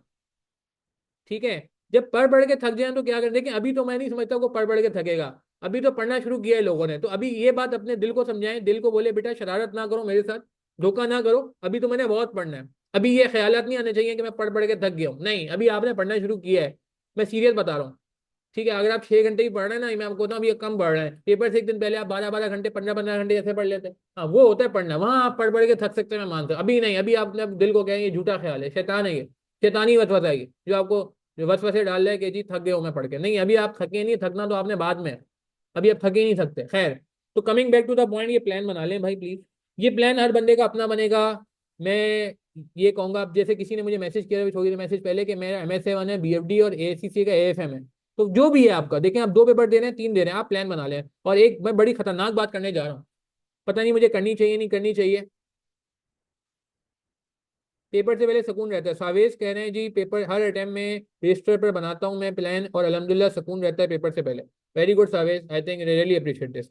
एक बात मुझे पता नहीं करनी चाहिए नहीं करनी चाहिए, आज कर दूं, वैसे ये बात पेपर से 2 हफ्ते पहले 3 हफ्ते पहले हो रही होती है, मगर मैं आज कर देता हूँ। खुदा ना खासा कोई ऐसा बंदा है जिसने पिछले 4 महीने को पढ़ाई नहीं की, और वो आखिरी महीने पढ़ने बैठे रहे, और वो 3 पेपर दे रहा है। जो लोग 3 पेपर दे रहे हैं मैं उनसे बात कर रहा हूँ, अगर आपको लग रहा है कि यार खुदा ना खास्ता 3 पेपर दे रहा हूँ मैं, और 3 पेपरों में ये प्लान बना के आपको लग रहा है कि यार ये प्लान मैंने बनाया, भाई प्लान बनाने के बाद बात हो रही है, प्लान बनाने से पहले बात नहीं हो रही है। प्लान बनाने के बाद अगर आपको लग रहा है खुदा ना खास्ता कोई एक पेपर ऐसा है जो आपको बहुत बुरा, मतलब जिसकी तैयारी है और प्लान में फिट नहीं हो रहा, तो you may drop that paper and focus on 2। ठीक है, बट पहले ईमानदारी के साथ प्लान बनाएं, रियलिस्टिकली प्लान बनाएं, अपना टाइम देखें, उसके बाद फैसला करें। कभी कभार ऐसा होता है कि आप जज्बात में 3 पेपर देते हो, और एंड में आखिरी हफ्ते में आके आपको लगता है कि यार ये मैंने बहुत बड़ी गलती कर दी थी, मैं 2 पेपर देता सुकून से और 2 पेपरों की तैयारी करके पेपर में जाता तो पास हो जाता। आज अभी 4 हफ्ते हैं आपके पास, 4.25 हफ्ते हैं, अगर कोई डिसीजन लेना है तो आज ले लो, मगर ये प्लान बनाने के बाद लेना, प्लान बनाने से पहले नहीं लेना, ये मैं आपको सीरियस बता रहा हूँ। खैर, मगर it's again very tough call just after your plan. खैर, मैं अभी ज्यादा बात नहीं करूंगा, ये प्लान है मुझे बात करनी थी, क्योंकि मैंने आपको बताया ना कि देखें, आज का पर्पज BFD पढ़ाना नहीं है, आज का पर्पज BFD बचाना है, BFD बचाना है, किसी तरीके से मेरा BFD बच जाए इस टाइम इंशाल्लाह। ठीक है ना, how to see BFD in December 24, in December 24। खैर, अच्छा, coming back to point, exam technique पे वापस आ रहे हैं जी। पहले आपने जो है एग्जाम टेक्निक की मैं हेडिंग डाल देता हूँ ताकि आइडिया हो जाए कि हम क्या बातें करें। ये प्लान आप बना लें भाई, ये प्लीज। अच्छा, कितने लोगों ने ये प्लान बना लिया है वैसे? मतलब पहले से बना लिया था मेरे लिखने से पहले, क्योंकि मैं ये कैफ में भी कहता था बच्चों को वैसे कि प्लान बनाओ। किसी ने बनाया है इस तरह का प्लान? ये बनाएंगे, ये बना लें, मैं बता रहा हूँ आपको, बहुत आसानी होगी इससे। ठीक है, ऑलरेडी बना लिया, दैट्स गुड। सॉफ्टवेयर पे कैसे करेंगे, एक्सेल पे करता हूँ प्रैक्टिस। अब्दुल माजिद पे मैं बहुत बात कर चुका हूँ पहले पार्ट में। ठीक है, डिफरेंट बनाए कोई बात नहीं, देखिए ये मैंने एक बेसिक ढांचा दिया है, मगर आप इसको अपने हिसाब से कॉम्प्लेक्स कर सकते हैं। शाजिब आफ्ताब का बिल्कुल डिफरेंट था, वो 4 पेपर पढ़ता था एक दिन में, उसका प्लान 4 पेपरों के मुताबिक बनता था, हर दिन के 4 पेपर उसके मुख्तस हुए हुए थे। ठीक है, जो भी आप बनाए, मैं कहूंगा ये एक एक ही प्लान बनाए, इसमें BFD MSA 1 सब कुछ फिट कर दें, जो जो आप पेपर दे रहे हैं। ठीक है, बस सही है, क्लास के बाद बना लें, कोई मसला नहीं है। ठीक है, कोई मसला नहीं है। ठीक है, अच्छा आगे चलते हैं। डेट आप बिल्कुल रियलिस्टिक रखिएगा और अपने पेपर के मुताबिक रखिएगा। अच्छा, ये प्लान जरूरी नहीं है पत्थर की लकीर नहीं होगा, ये रिवाइज भी होगा। लेट से 9 नवंबर को जाके आप कहते हो मुझे प्लान रिवाइज करना है, आप रिवाइज भी करते हो, तो वर्जन 2 बना लेना इसका, एक्सेल का वर्जन 2 बना लेना। तो दिस कैन बी रिवाइज, ये नहीं है पत्थर की लकीर है। शायद आपके शायद 4 दफा रिवीजन हुए थे, V4 उसने मुझे शेयर किया था, वो फाइनल था, वर्जन 4 खैर। तो just planning is very important, because आपको पता होना चाहिए का टाइम कितना है, आपको पता होना चाहिए अपने करना क्या है। जो जल्दी जल्दी काम करते हैं ये ना कि टाइम निकल जाए और हमारा वो एजेंडा मिस हो जाए। कल का एजेंडा भी इंपॉर्टेंट है, कल वो वाले एरिया पे बात होगी जो लास्ट टाइम पेपर में आ गया था, फाइनेंस परफॉर्मेंस मेजरमेंट रिलेटेड, जो MSA 2 और STM से ज़्यादा इंस्पायर करता है, मगर बहरहाल BFD में भी मौजूद है, तो हमें इसको देखना होगा। अच्छा, एग्जाम टेक्निक से बात हो रही है, सबसे पहले आपने क्या किया, और फिर टाइम मैनेजमेंट टेक्निक की बात करूंगा जो कि बहुत इंपॉर्टेंट होगी इस बार, क्योंकि इस बार आप पेपर सॉफ्टवेयर पे कर रहे होगे। अच्छा, read all the requirement first, पहले आपने सारी रिक्वायरमेंट पढ़ ली, उसके बाद आपने क्या करना है, सेकंड नंबर पे step 2, identify 1 or 2 question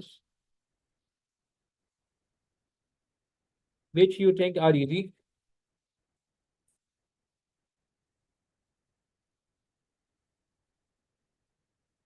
think are easy and should be attempted first.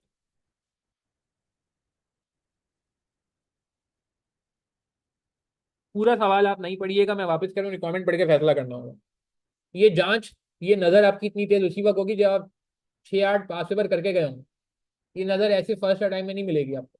ठीक है ना, ये अंदाजा, ये जांच, ये आपको एक्सपीरियंस से आएगा। कम से कम 6 8 पेपर करेंगे तो आपको एक्सपीरियंस से आइडिया हो जाएगा कि यार किस तरह का सवाल ऐसा होता है जो पेपर में स्टार्ट करने के लिए, जो पेपर खोलने के लिए इंपॉर्टेंट है, और कौन सा सवाल ऐसा है जो पेपर में आखिर में करना चाहिए। 6 8 पेपर जब आप प्रैक्टिस करके जाएंगे तो ये जांच आएगी। पहली नजर में आप ये पकड़ लें, इट्स वेरी डिफिकल्ट, हो सकता है पकड़ भी लें आप, मगर मुश्किल होगी आपको। ठीक है, 2015 से ऑनवर्ड ना करें आप अब्दुल माजिद, मैं कहूँगा 2020 से लेके कर लें, कम से कम 2020 से लेके कर लें। 15 बहुत पुराना, 15 के जो सवाल रेलिवेंट है वो मैंने लेक्चर में करा दिए, तो जो पुराने पेपर हैं वो आपको आपके टीचर ने करा दिए होंगे। मगर जो लेटेस्ट है ना, रिवर्स ऑर्डर 24 23 22 21 20, ये तो एटलीस्ट आपको करके जाना चाहिए। और इससे पीछे जितना जा सकते हैं, 18 17 तक चले जाएं, दैट्स गुड। 15 तक भी चले जाएं, दैट्स गुड, मगर रिवर्स ऑर्डर में जाएं। 15 से स्टार्ट करेंगे और बीच में टाइम खत्म हो गया तो लेटेस्ट अटेम्प्ट जो है ना वो रह जाएगी। लेटेस्ट अटेम्प्ट में आपको पता चलेगा एग्जामिनर किस तरह के सवाल पूछ रहे हैं और किस अंदाज से पूछ रहे हैं और थ्योरी किस तरह पूछ रहा है। ठीक है, बिल्कुल मैं मिक्स करके पूछ सकता है, बिल्कुल बिल्कुल। जो मैंने आपको इसी से के क्वेश्चन इसीलिए करवाए साबित, क्योंकि मुझे लगता है कि एग्जामिनर ऐसा पूछ सकता है, और ऐसा हुआ है पास में। एक सवाल था वैशी को, WASHI, वो तकरीबन सवाल रिपीट हुआ है, आपको पता है, पास से BFD के पेपर में, रिसेंट एम्स में। तो कहने का मतलब है काफी BFD के क्वेश्चन है, ACC के क्वेश्चन है जो आपको कराए जाते हैं इसी नियत से कि यार पेपर में इस तरह का आ सकता है, और ऐसा हुआ भी है कि आ गया ना। अच्छी बात है, 18 से 22 आपने कर लिया जहां से, वेरी गुड, जबरदस्त। मगर ये मिस्टेक लॉग बनाए जहां से, क्योंकि मैंने ये भी कहा है कि आप खाली सॉल्व नहीं करेंगे, अपनी गलतियों को कहीं नोट करेंगे, मिस्टेक लॉग बनाएंगे ताकि वो गलतियां पेपर में रिपीट ना हो। जहां से ये भी बड़ी इंपॉर्टेंट बात होगी कि आप मिस्टेक लॉग भी बनाएं, नहीं बनाया है तो आप उसको रिविजिट करें किसी तरीके से, उसका मिस्टेक लॉग बनाएं ताकि वो गलतियां पेपर में रिपीट ना हो। जो सही हो रहा है वो सही होता रहेगा, जो गलत हो रहा है उसको हमने कंट्रोल करना है। अच्छा, वापस आते हैं। तो आपने क्या किया, आइडेंटिफाई 1 or 2 क्वेश्चन। उसके बाद आपने स्टेप 3 में क्या किया कि क्या कहते हैं, read selected, read full questions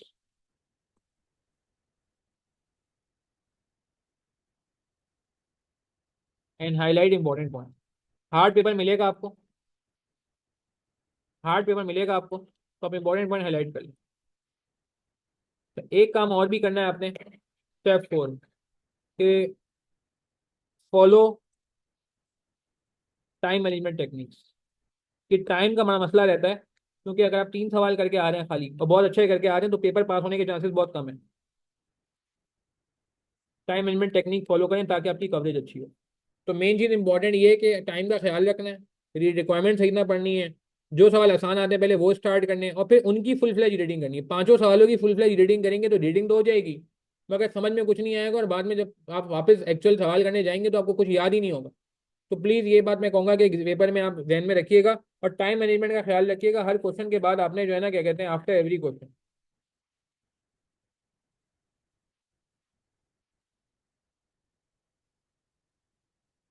ठीक है जी, बात समझ आ रही है। अच्छा, अब आ जाते हैं ज़रा, क्या कहते हैं, टाइम मैनेजमेंट टेक्निक पे। देखें यार, ये टाइम मैनेजमेंट का मसला ना बीएफडी में नया नहीं है, कि पुराना है। कि 2014 से जब से मैं पीएफडी दे रहा हूँ तब से मैं खुद अपना 80 से 85 मार्क का अटेम्प्ट करके आया था, और अलहमदिल्ला मेरा उसी टाइम में पास हो गया था। ठीक है ना, मेरे उसी टाइम में बीएफडी पास हो गया था। हालांकि मैं उस टाइम में 4 पेपर दे रहा था, मैंने आपको बताया कुछ इशूज़ भी थे अनफॉर्चुनेटली, जो जिसकी वजह से मुझे पढ़ाई करने में प्रॉब्लम हो रही थी। कुछ डिस्टर्बेंसेस थी ऑब्वियसली, कुछ जैसे कहते हैं ना कि ऑब्वियसली मुझे जो है ना, क्या कहते हैं, पढ़ाना भी था, साथ में टीचिंग भी करनी थी। इन सारे हालात के बावजूद अल्लाह का शुक्र है, मैं कहूँगा बुरा रिजल्ट नहीं था, 4 में से 3 पेपर निकालना। खैर, तो अब टाइम मैनेजमेंट में आपने ये करना है सबसे पहले तो, कि ये लोग अक्सर सवाल करते हैं कि अगर हमारा टाइम खत्म हो रहा है तो हम क्या करें। लेट से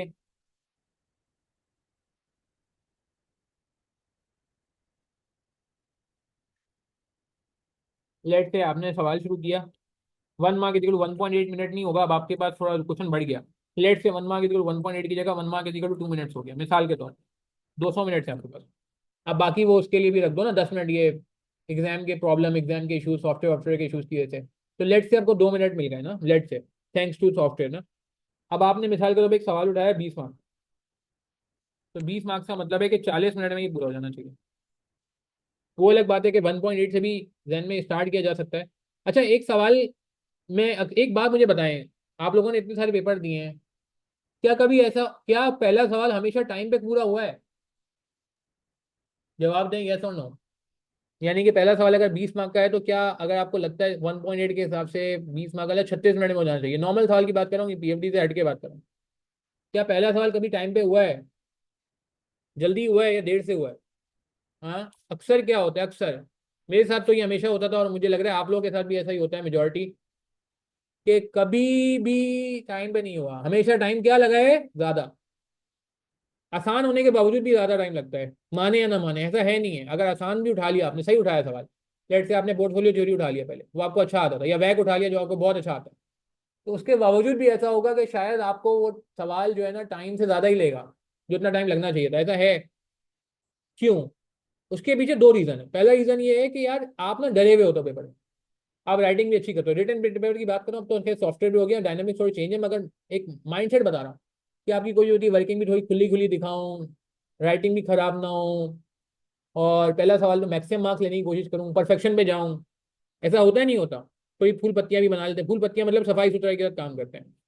मगर जैसे ही पहला सवाल हो जाता है, जो आखिरी सवाल में क्या होता है, मेरे साथ तो हमेशा ऐसा होता था, मेरी राइटिंग बहुत खराब है, आपको पता है, नजर भी आ रहा है आपको, सही है ना। तो मैं पहला सवाल करता था बहुत तमीज से, साफ सुथरा, राइटिंग भी अच्छी कर रहा हूँ। और यकीन करें आखिरी सवाल में क्या होता था, आखिरी सवाल में ऐसा होता था कि मुझे ये होता था कि शायद मुझे ही समझ आ रहा है, एग्जामिनर को ये समझ भी नहीं आया। तो पॉइंट ये है कि ये ह्यूमन साइकी है कि यार पहला सवाल में टाइम लग जाता है। अब सवाल ये है कि पहले सवाल में अगर ज्यादा टाइम लग रहा है तो आप क्या करें, क्या करें? अच्छा, कभी कभार ऐसा भी होता है, हाँ, ऑब्वियसली सॉफ्टवेयर में बहुत सारी चीजें ये खत्म हो जाएंगी, फूल पत्तियां वगैरह, राइटिंग का इशू भी खत्म हो जाएगा। मगर एक बात और भी है कि यार मतलब, अब ये सवाल ना कि हम करें क्या अगर ज्यादा टाइम लग रहा है, तो ये मुझे आपको बताना है। अच्छा, एक कभी ऐसा हुआ है आपके साथ कि आपने सवाल शुरू किया, टाइम तो ज्यादा लगा ही लगा, मगर आपको लगा कि ये सवाल पहले नहीं करना चाहिए था? अभी कुछ लोगों ने फर्स्ट आपने मुझे बताया ना, ऐसा हुआ था कि आपको ये फीलिंग है कि यार ये मैंने क्या कर दिया, ये सवाल क्यों खोल लिया, ये सवाल तो करना ही नहीं था पहले, ये सवाल तो मैं फंस गया करके। तो दोनों केसेस ऐसे होते हैं, अच्छा अच्छा भी हो जाता है और कभी खराब भी हो जाता है। ठीक है ना, कभी डू भी हो जाता है, कभी डाई भी हो जाता है। सही है। अच्छा, अब करें क्या, ये इंपॉर्टेंट है, देख लें। लास्ट अटेम्प्ट में यार इतना मुश्किल नहीं था, उसने घुमाया हुआ था पहले सवाल में, आईआरआर और एमआईआरआर निकालना था ना यार, उसने घुमाया हुआ था एक दो चीजों में, बस वो उन चक्रों में ना खामा खाने बच्चे जो है ना परेशान हो गए। हालांकि सवाल इतना मुश्किल नहीं था, मैंने उसका सोल्यूशन डाला हुआ है ग्रुप, उस पर ग्रुप पे भी डाल दिया, यूट्यूब पे भी अवेलेबल है, तो आप देख लेना उसको। खैर, यूट्यूब पे जो वीडियो है वो, उस पर आपको ऐड नहीं मिलेगा इंशाल्लाह, ऐड बंद कर दी हमने इसीलिए, ताकि आपको तैयारी करते हैं प्रॉब्लम ना हो। अच्छा खैर, वापस आते हैं कि अगर एक योर टाइम इज एक्सीडिंग, तो क्या करें? दो में से एक काम करें, दो में से एक काम। Case one,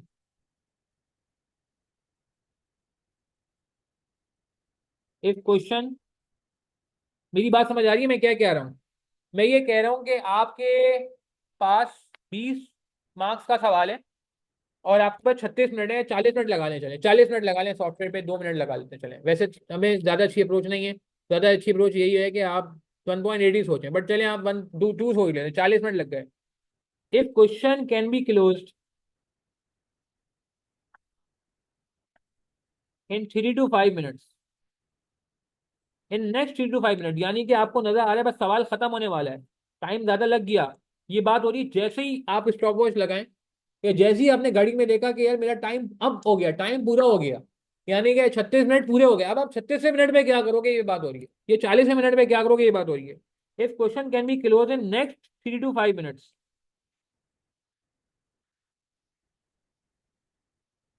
finish the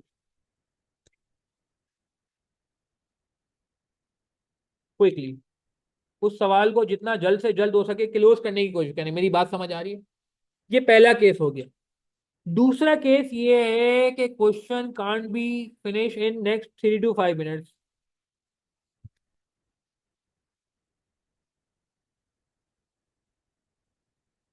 can't be completed in next, अब क्या करें? ये मुश्किल होता है,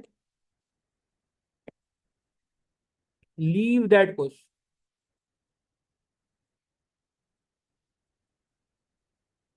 immediately and proceed toward the next question.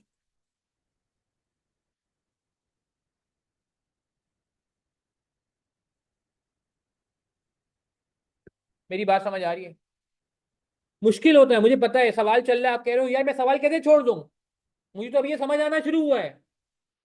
नहीं कर सकते, गया टाइम। अगर आपने इस पे ज्यादा टाइम लगाया, इस केस को, इस केस पे अगर आपने ज्यादा टाइम लगाया, तो मैं आपको गारंटी बता रहा हूँ आपका पेपर पूरा नहीं होगा, आपका पेपर पूरा नहीं होगा। आगे जाके आप किसी क्वेश्चन के हिस्से के टाइम को यूज कर रहे हैं, जो कि गलत बात है। हाँ, अगर आपको कोई सवाल आता ही नहीं है, आगे आपने देखा यार एक सवाल है 20 मार्क का, वो मैं पढ़ के ही नहीं आया, खुदा ना खास्ता, खुदा ना खास्ता, तो समझ आती है कि ठीक है, आपने कहा यार मैं वो टाइम यहाँ इन्वेस्ट कर रहा हूँ। बट अगर आप पूरा पेपर पढ़ रहे करके जा रहे हैं और आप सब कुछ करके गए, सब कुछ तैयारी करके गए यार, तो फिर बेवकूफ़ी है। आप प्लीज़ यार, मेरी एक टीचर से बात हुई जो अब यहाँ पढ़ाते नहीं हैं, वो अब आई कैप में होते हैं, और आई कैप में सब्जेक्ट मैटर स्पेशलिस्ट है, किसी और पेपर के, बीएफडी के नहीं है वो, किसी और पेपर के। तो मेरी उनसे एक दफ़ा ऐसी बात हो रही थी, तो उन्होंने एक बात कही, पता है, आई कैप ऑफिशियल की बात बता रहा हूँ मैं आपको, नाम नहीं ले सकता ऑब्वियसली। उन्होंने बताया क्या बोला, उन्होंने बोला सर आपको पता है ये बात कि अगर बच्चा सिर्फ उसके जो एलोकेटेड मार्क्स है ना, टाइम है, एलोकेटेड मार्क्स के हिसाब से जो टाइम है, सिर्फ वो उतना टाइम दे देना सवाल को, तो वो सवाल में से पासिंग मार्क्स निकाल सकता है। उन्होंने कहा कि सवाल कंप्लीट कभी कभार बच्चे को जरूरत ही नहीं होती करने की। और एक और बात मैं आपको बता दूं, इसका प्रूफ मेरे पास नहीं है, मगर इसका बहुत खूबी इम्कान है, प्रूफ नहीं है मेरे पास, मगर एक स्ट्रॉन्ग फीलिंग है, मैंने सुना है कुछ लोगों से, क्योंकि ऑब्वियसली मैंने मतलब आईकेप की तरफ से ऑफिशियल कोई चीज़ नहीं है, तो मैं इसको कंफर्म नहीं कर सकता। मगर बहरहाल बहुत ज़्यादा चांस है कि आपको शायद ये आइडिया है नहीं है कि पेपर 100 मार्क्स अगर होता है ना, तो एग्जामिनर ने अवेलेबल मार्क्स उसके 100 नहीं रखे होते। एसीसी में तो ये बाकायदा नजर आता है, बाकायदा, बाकायदा एग्जामिनर एसीसी से कुछ नहीं छुपाता, यानी कि पेपर में मार्क्स अवेलेबल होते हैं 110, 115, 120, डिपेंडिंग कितना लेंदी पेपर है। ये बात आपको पता है? मेरे पास एविडेंस नहीं है, इसलिए में ऐसा होता है, इसका एविडेंस है क्योंकि वो पब्लिकली डॉक्यूमेंट शेयर कर देते हैं। आई कैप में ऐसा होता है, मैंने सुना है, मेरे पास एविडेंस नहीं है, मगर ऐसा मैंने सुना है कि 100 मार्क्स अगर पेपर है ना, तो उसके में आपके पास अवेलेबल मार्क्स जो है वो ज़्यादा होते हैं, यानी कि अगर 20 मार्क्स का सवाल है तो उसमें अवेलेबल मार्क्स 20 मार्क्स नहीं होते, अवेलेबल 20 से ज़्यादा होते हैं, 22-25 होते हैं। ठीक है, बिल्कुल। तो इसका मतलब ये हुआ कि अगर आपने मिसाल के तौर पे, अब मैं ये बात क्यों कह रहा हूँ, मिसाल के तौर पे आपने टाइम लगाया और सवाल पूरा नहीं हो रहा, सवाल पूरा नहीं हो रहा, आप प्लीज यार, ये प्लीज आप फौरन फौरन उस सवाल को यहीं पे स्किप करें और आगे बढ़ जाएं। आप लोगों को पता नहीं इसमें से आज बीएफडी के वर्कशॉप में कितने लोग ऐसे हैं नहीं है, मगर जनरली ये बीएफडी के पेपर में एक फीडबैक ये भी मिलता है कि सर पहले सवाल में हमने बहुत टाइम लगाया, जिसकी वजह से हमारे बाकी सवाल का या तो टाइम नहीं मिला, ठीक है, या या हमारा पेपर में कॉन्फिडेंस शटर हो गया। ऐसा हुआ है किसी के साथ कि पहले सवाल में इतना ज़्यादा टाइम लग गया कि बाकी सवालों में फिर उतना टाइम नहीं मिल सका, जिसकी वजह से पेपर खराब हुआ, जिसकी वजह से पेपर पैनिक हुआ, जिसकी वजह से हमें परेशानी हुई, जिसकी वजह से मार्क्स हमारे कम आए। ऐसा हुआ किसी के साथ? आज के वर्कशॉप में कोई है? ऐसा नाम नहीं लूंगा मैं। फिर देखें, हो रहा है ना ऐसे। तो प्लीज देखें, कभी कभार अक्सर मैं बता रहा हूँ ना, ये हुआ है बहुत दफा, ऐसा हुआ है कि पहले सवाल पे ज्यादा टाइम लगने की वजह से पेपर खराब हुआ है। तो आप प्लीज यार एक काम करें, एफएफआर में हुआ था, बीएफडी में हुआ था लास्ट टाइम, देखें आ रही है बातें। अब ये काम कर लें। अच्छा, अब एक और बात। एक तो ये बात हो गई कि 3 से 5 मिनट में या तो इसको क्लोज करें, 3 से 5 मिनट में इसको क्लोज करें, या 3 से 5 मिनट क्लोज नहीं होता तो इसको इमीडिएटली लीव कर दें। इमीडिएटली लीव कर दें, लेफ्ट कर दें, जगह छोड़ के, जगह छोड़ के। ठीक है, बिल्कुल बिल्कुल। आपने अगर वर्किंग शो की हुई है उमर रहीम, मार्क्स मिलेंगे। फॉर्मूला शो किया हुआ है और बताया हुआ है उसको कि कहाँ कहाँ से फिगर उठाइए, मार्क्स मिलेंगे। सारे मार्क्स नहीं घटेंगे, मैं गारंटीड बता रहा हूँ। सारे मार्क्स नहीं घटेंगे उमर रहीम, मैं आपको गारंटीड बता रहा हूँ। ठीक है, बात समझ आ रही है?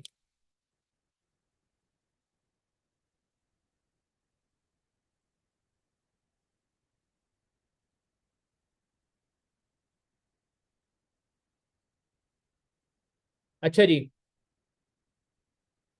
अब आ जाएं टाइम मैनेजमेंट पे। एक और बात, एक टेबल बनाएं, जो मैं अक्सर कहता हूँ लोगों से, एक टेबल बनाएं पेपर में टाइम मैनेजमेंट के लिए।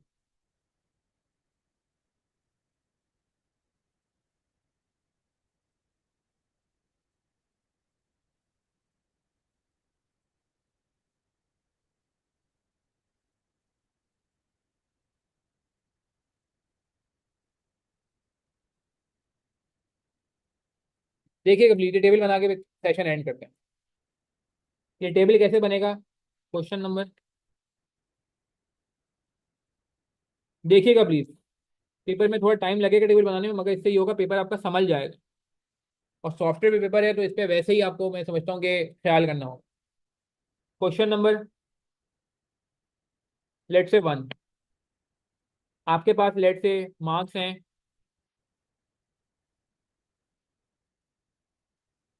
लेट से 20 मार्क्स का सवाल जो आपने पहले उठाया। लेट से 1 ही उठा रहे हैं, वैसे 1 जरूरी नहीं है 1 उठाएं, हो सकता है आप क्वेश्चन नंबर 5 पहले कर लें।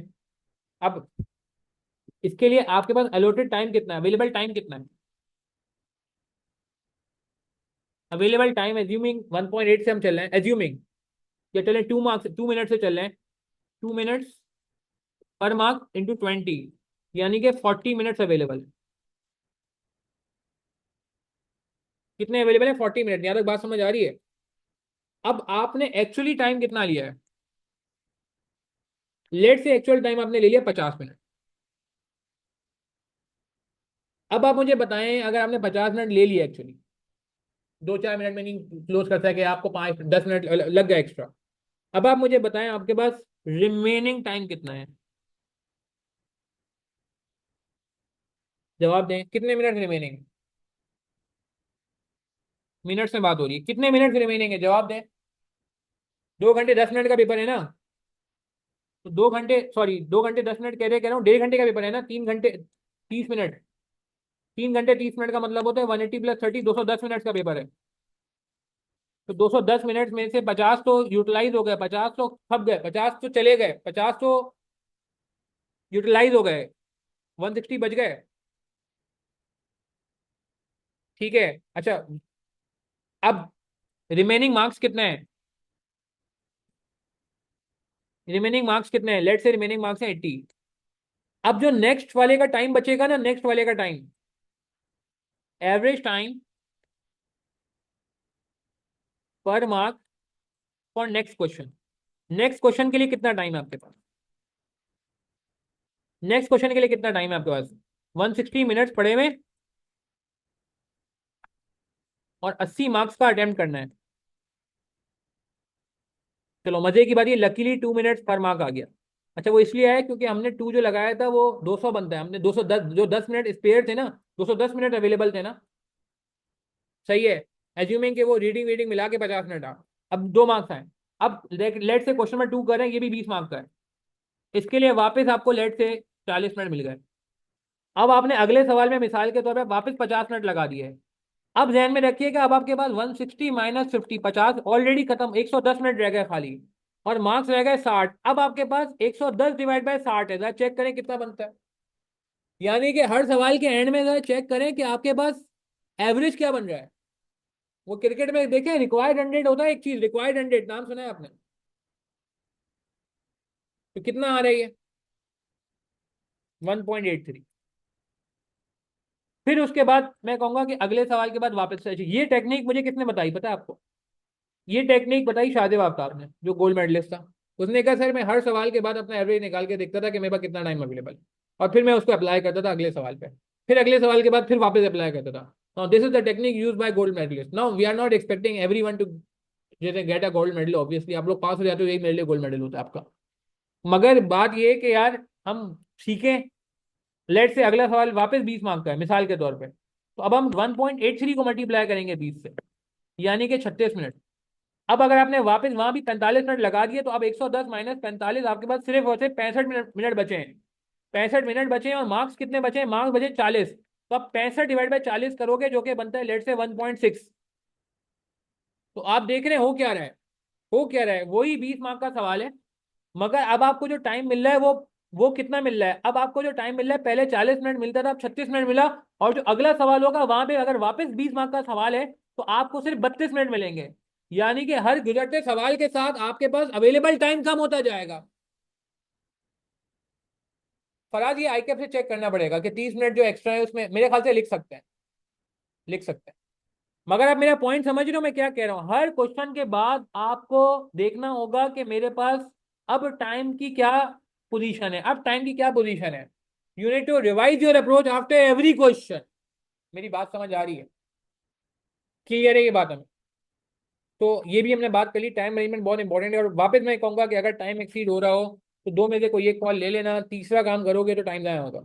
अगर केस 1 और केस 2 फॉलो नहीं करोगे और केस 3 पे जाओगे, यानी कि आपने कहा कोई बात नहीं, जब तक सवाल पूरा नहीं होगा, मैंने कसम खाई हुई है जब तक सवाल पूरा नहीं होगा मैं अगले सवाल पे नहीं जाऊंगा, तो फिर ये गलत है। ये आप अपने साथ गलत करो, नाइंसाफी करो। चले जी, हमारा अल्हम्दुलिल्लाह आज का एजेंडा कंप्लीट हुआ। कल का एजेंडा हमारा परफॉर्मेंस मेजरमेंट में, कल का टाइम सुन लें जी, 2:30 से 5:30 है। प्लीज कोशिश करिएगा वो भी लाइव में लें। थैंक यू फॉर कमिंग, आज आप लोगों ने अच्छा पार्टिसिपेशन लिया दिया। और क्या कोई फायदा हुआ? कुछ बातें समझ आई? रिवीजन अप्रोच क्लियर है, कैसे रिवाइज करना है, प्लान कैसे बनाना है, सॉफ्टवेयर को कैसे यूज करना है, सॉफ्टवेयर की कुछ बारीकियां हैं, सॉफ्टवेयर की प्रैक्टिस कैसे करनी है, थ्योरी को कैसे कवर करना है, most important, most neglected area, most important area मैं समझता हूँ पूरे सेशन का। थ्योरी थ्योरी थ्योरी मिस हो रही है, एग्जाम टेक्निक्स और टाइम मैनेजमेंट। बस यार कोशिश यही है, मैं वापस बार बार ये कह रहा हूँ कि स्ट्रेस ना लें प्लीज, स्ट्रेस में टाइम ज़ाया ना करें, करने के काम करें। और एक लास्ट में बस मैं एक बात करूंगा, अपने आप को समझाएं, पेपर में भी बैठ के समझाइएगा, ये पेपर टेक्निक का पार्ट है। अच्छा, मैं पेपर टेक्निक में एक चीज बताना भूल गया, मुझे बतानी थी आपको, मैं सोच के आया था आज आपको बताऊंगा। मैं टैक्स का पेपर दे रहा था, मेरी क्वालिफाइंग अटेम्प्ट थी, मैंने आपको बताया ना 4 पेपर में मेरे 3 पेपर निकल गए थे, एक पेपर रह गया था मॉड्यूल एफ का। मैंने 4 पेपर दिए थे अल्हम्दुलिल्लाह समर 14 में। उसमें मेरा ऑडिट पास हो गया था, बीएफडी पास हो गया था, मैथ पास हो गया था। टैक्स का पेपर जो सबसे आसान पेपर होता था उस जमाने में, वो मेरा रह गया था। और इसकी वजह ये थी मैंने टैक्स पढ़ा ही नहीं था, तो मैंने अगले अटेम्प्ट में दिसंबर 14 में टैक्स दिया। अब आप सोचें मैं टैक्स का पेपर दे रहा हूँ, मेरी क्वालिफाइंग अटेम्प्ट है, और मुझे 20 पेपर में ख्याल आ रहा है, क्या 20 पेपर में ख्याल आ रहा है कि अगर ये मेरे से सेल टैक्स का सवाल नहीं हुआ और मेरा पेपर फेल हो गया, तो मेरा क्या होगा? मैं तो ऑलरेडी लेट हो गया, 6 महीने मेरी क्वालिफिकेशन डिले हो गई। मैं तो पिछले महीने में, पिछले अटेम्प्ट में क्वालिफाइंग अटेम्प्ट दी थी, और मेरे साथ एक लड़का था, उसने 5 पेपर दिए थे, वो 5 के 5 पास कर गया, मैं 4 दे के 3 पास कर। अभी मुझे ये ख्याल कब आ रहे हैं? ये ख्याल आ रहे हैं पेपर के दौरान, सेल टैक्स का सवाल करते हुए, पेपर शुरू हुए घंटा हो गया, सवा घंटा हो गया, और मुझे मुझे ऐसा लग रहा है मैं यहाँ ब्लॉक हो रहा हूँ, मुझे लग रहा है मैं रुक रहा हूँ। और मुझे ये मतलब बजाय इसके कि मैं ये सोचूं कि मैं इसको ओवरकम कैसे करूंगी या मेरा ट्रीटमेंट क्या हो, मुझे ये ख्याल आ रहे हैं, और मैं 5 मिनट लग गया मुझे इसमें। ठीक है, ये होता है स्टूडेंट का, कुछ स्टूडेंट बता मैं आपको, मैं गया वॉशरूम गया, मतलब पेपर छोड़ के मैंने हाथ मुंह धोया, वापस से मैंने कहा शायद नींद जो है ना का गलबा ज़्यादा हो गया था, तो मैंने जो है ना just I took a break, 2 minute break, went to the washroom, wash my face, ठीक है, आंखों में पानी वानी डाला, फिर अपने आप को समझाया कि यार ये मैं क्या सोच रहा हूँ, देन कम बैक। उसके बाद मैंने बोला कि यार मैंने वो एडजस्टमेंट ड्रॉप की, एडजस्टमेंट छोड़ी, आगे पूरा पेपर किया, और अल्लाह का शुक्र पेपर पास हो गया। तो sometime during paper it happens कि यार आपको नेगेटिव ख्याल आने शुरू हो जाते हैं, ठीक है, तो उसमें कोई परेशानी की बात नहीं है। आप दो काम करें, एक तो ये करें, अपने आप को समझाएं कि यार आप पढ़ के गए हैं, तैयारी करके गए हैं, तो क्यों परेशान होना है। और अगर मुश्किल है, सबके लिए मुश्किल है, पूरे एग्जाम हॉल में नजर दौड़ाएं, आपको सब लोग नजर आएंगे कि यार बेचारा कोई ना कोई एफर्ट कर रहा है, फाइट कर रहा है, लड़ रहा है। ठीक है। और दूसरा ये कि यार दुआएं पढ़ें, अल्लाह ताला से दुआ करें, दुरूद शरीफ पढ़ें। दुआ में बड़ी ताकत है। मैं समझता हूँ मेरे पेपर शायद मेरी कोशिशों से ज़्यादा मेरे वालिदैन की दुआओं की वजह से, मेरी दुआओं की वजह से निकले हैं। दुआओं में बड़ी ताकत है। और आप लोगों से रिक्वेस्ट भी एंड में यही है, इवन तो कल भी सेशन होगा, कि यार प्लीज़ दुआ मोमिन का हथियार है। मैं सीरियस बता रहा हूँ आपको, दुआ कबूल होती है। सिर्फ उस वक्त कबूल नहीं होती अगर खुदा ना खाता हम हराम खाएं। हराम तो नहीं खाते ना, हमारी तो स्टेपेंड ही इतनी छोटी सी है, हम तो पता नहीं हलाल की भी हलाल कर लेते हैं माशाल्लाह। तो यार मतलब अगर हम, मतलब ये हमारा ट्रस्ट है कि हम दुआ मांगेंगे तो कबूल होगी। टाइमिंग डिफरेंस हो सकता है, टेम्परेरी डिफरेंस हो सकता है, मगर परमानेंट डिफरेंस नहीं हो सकता।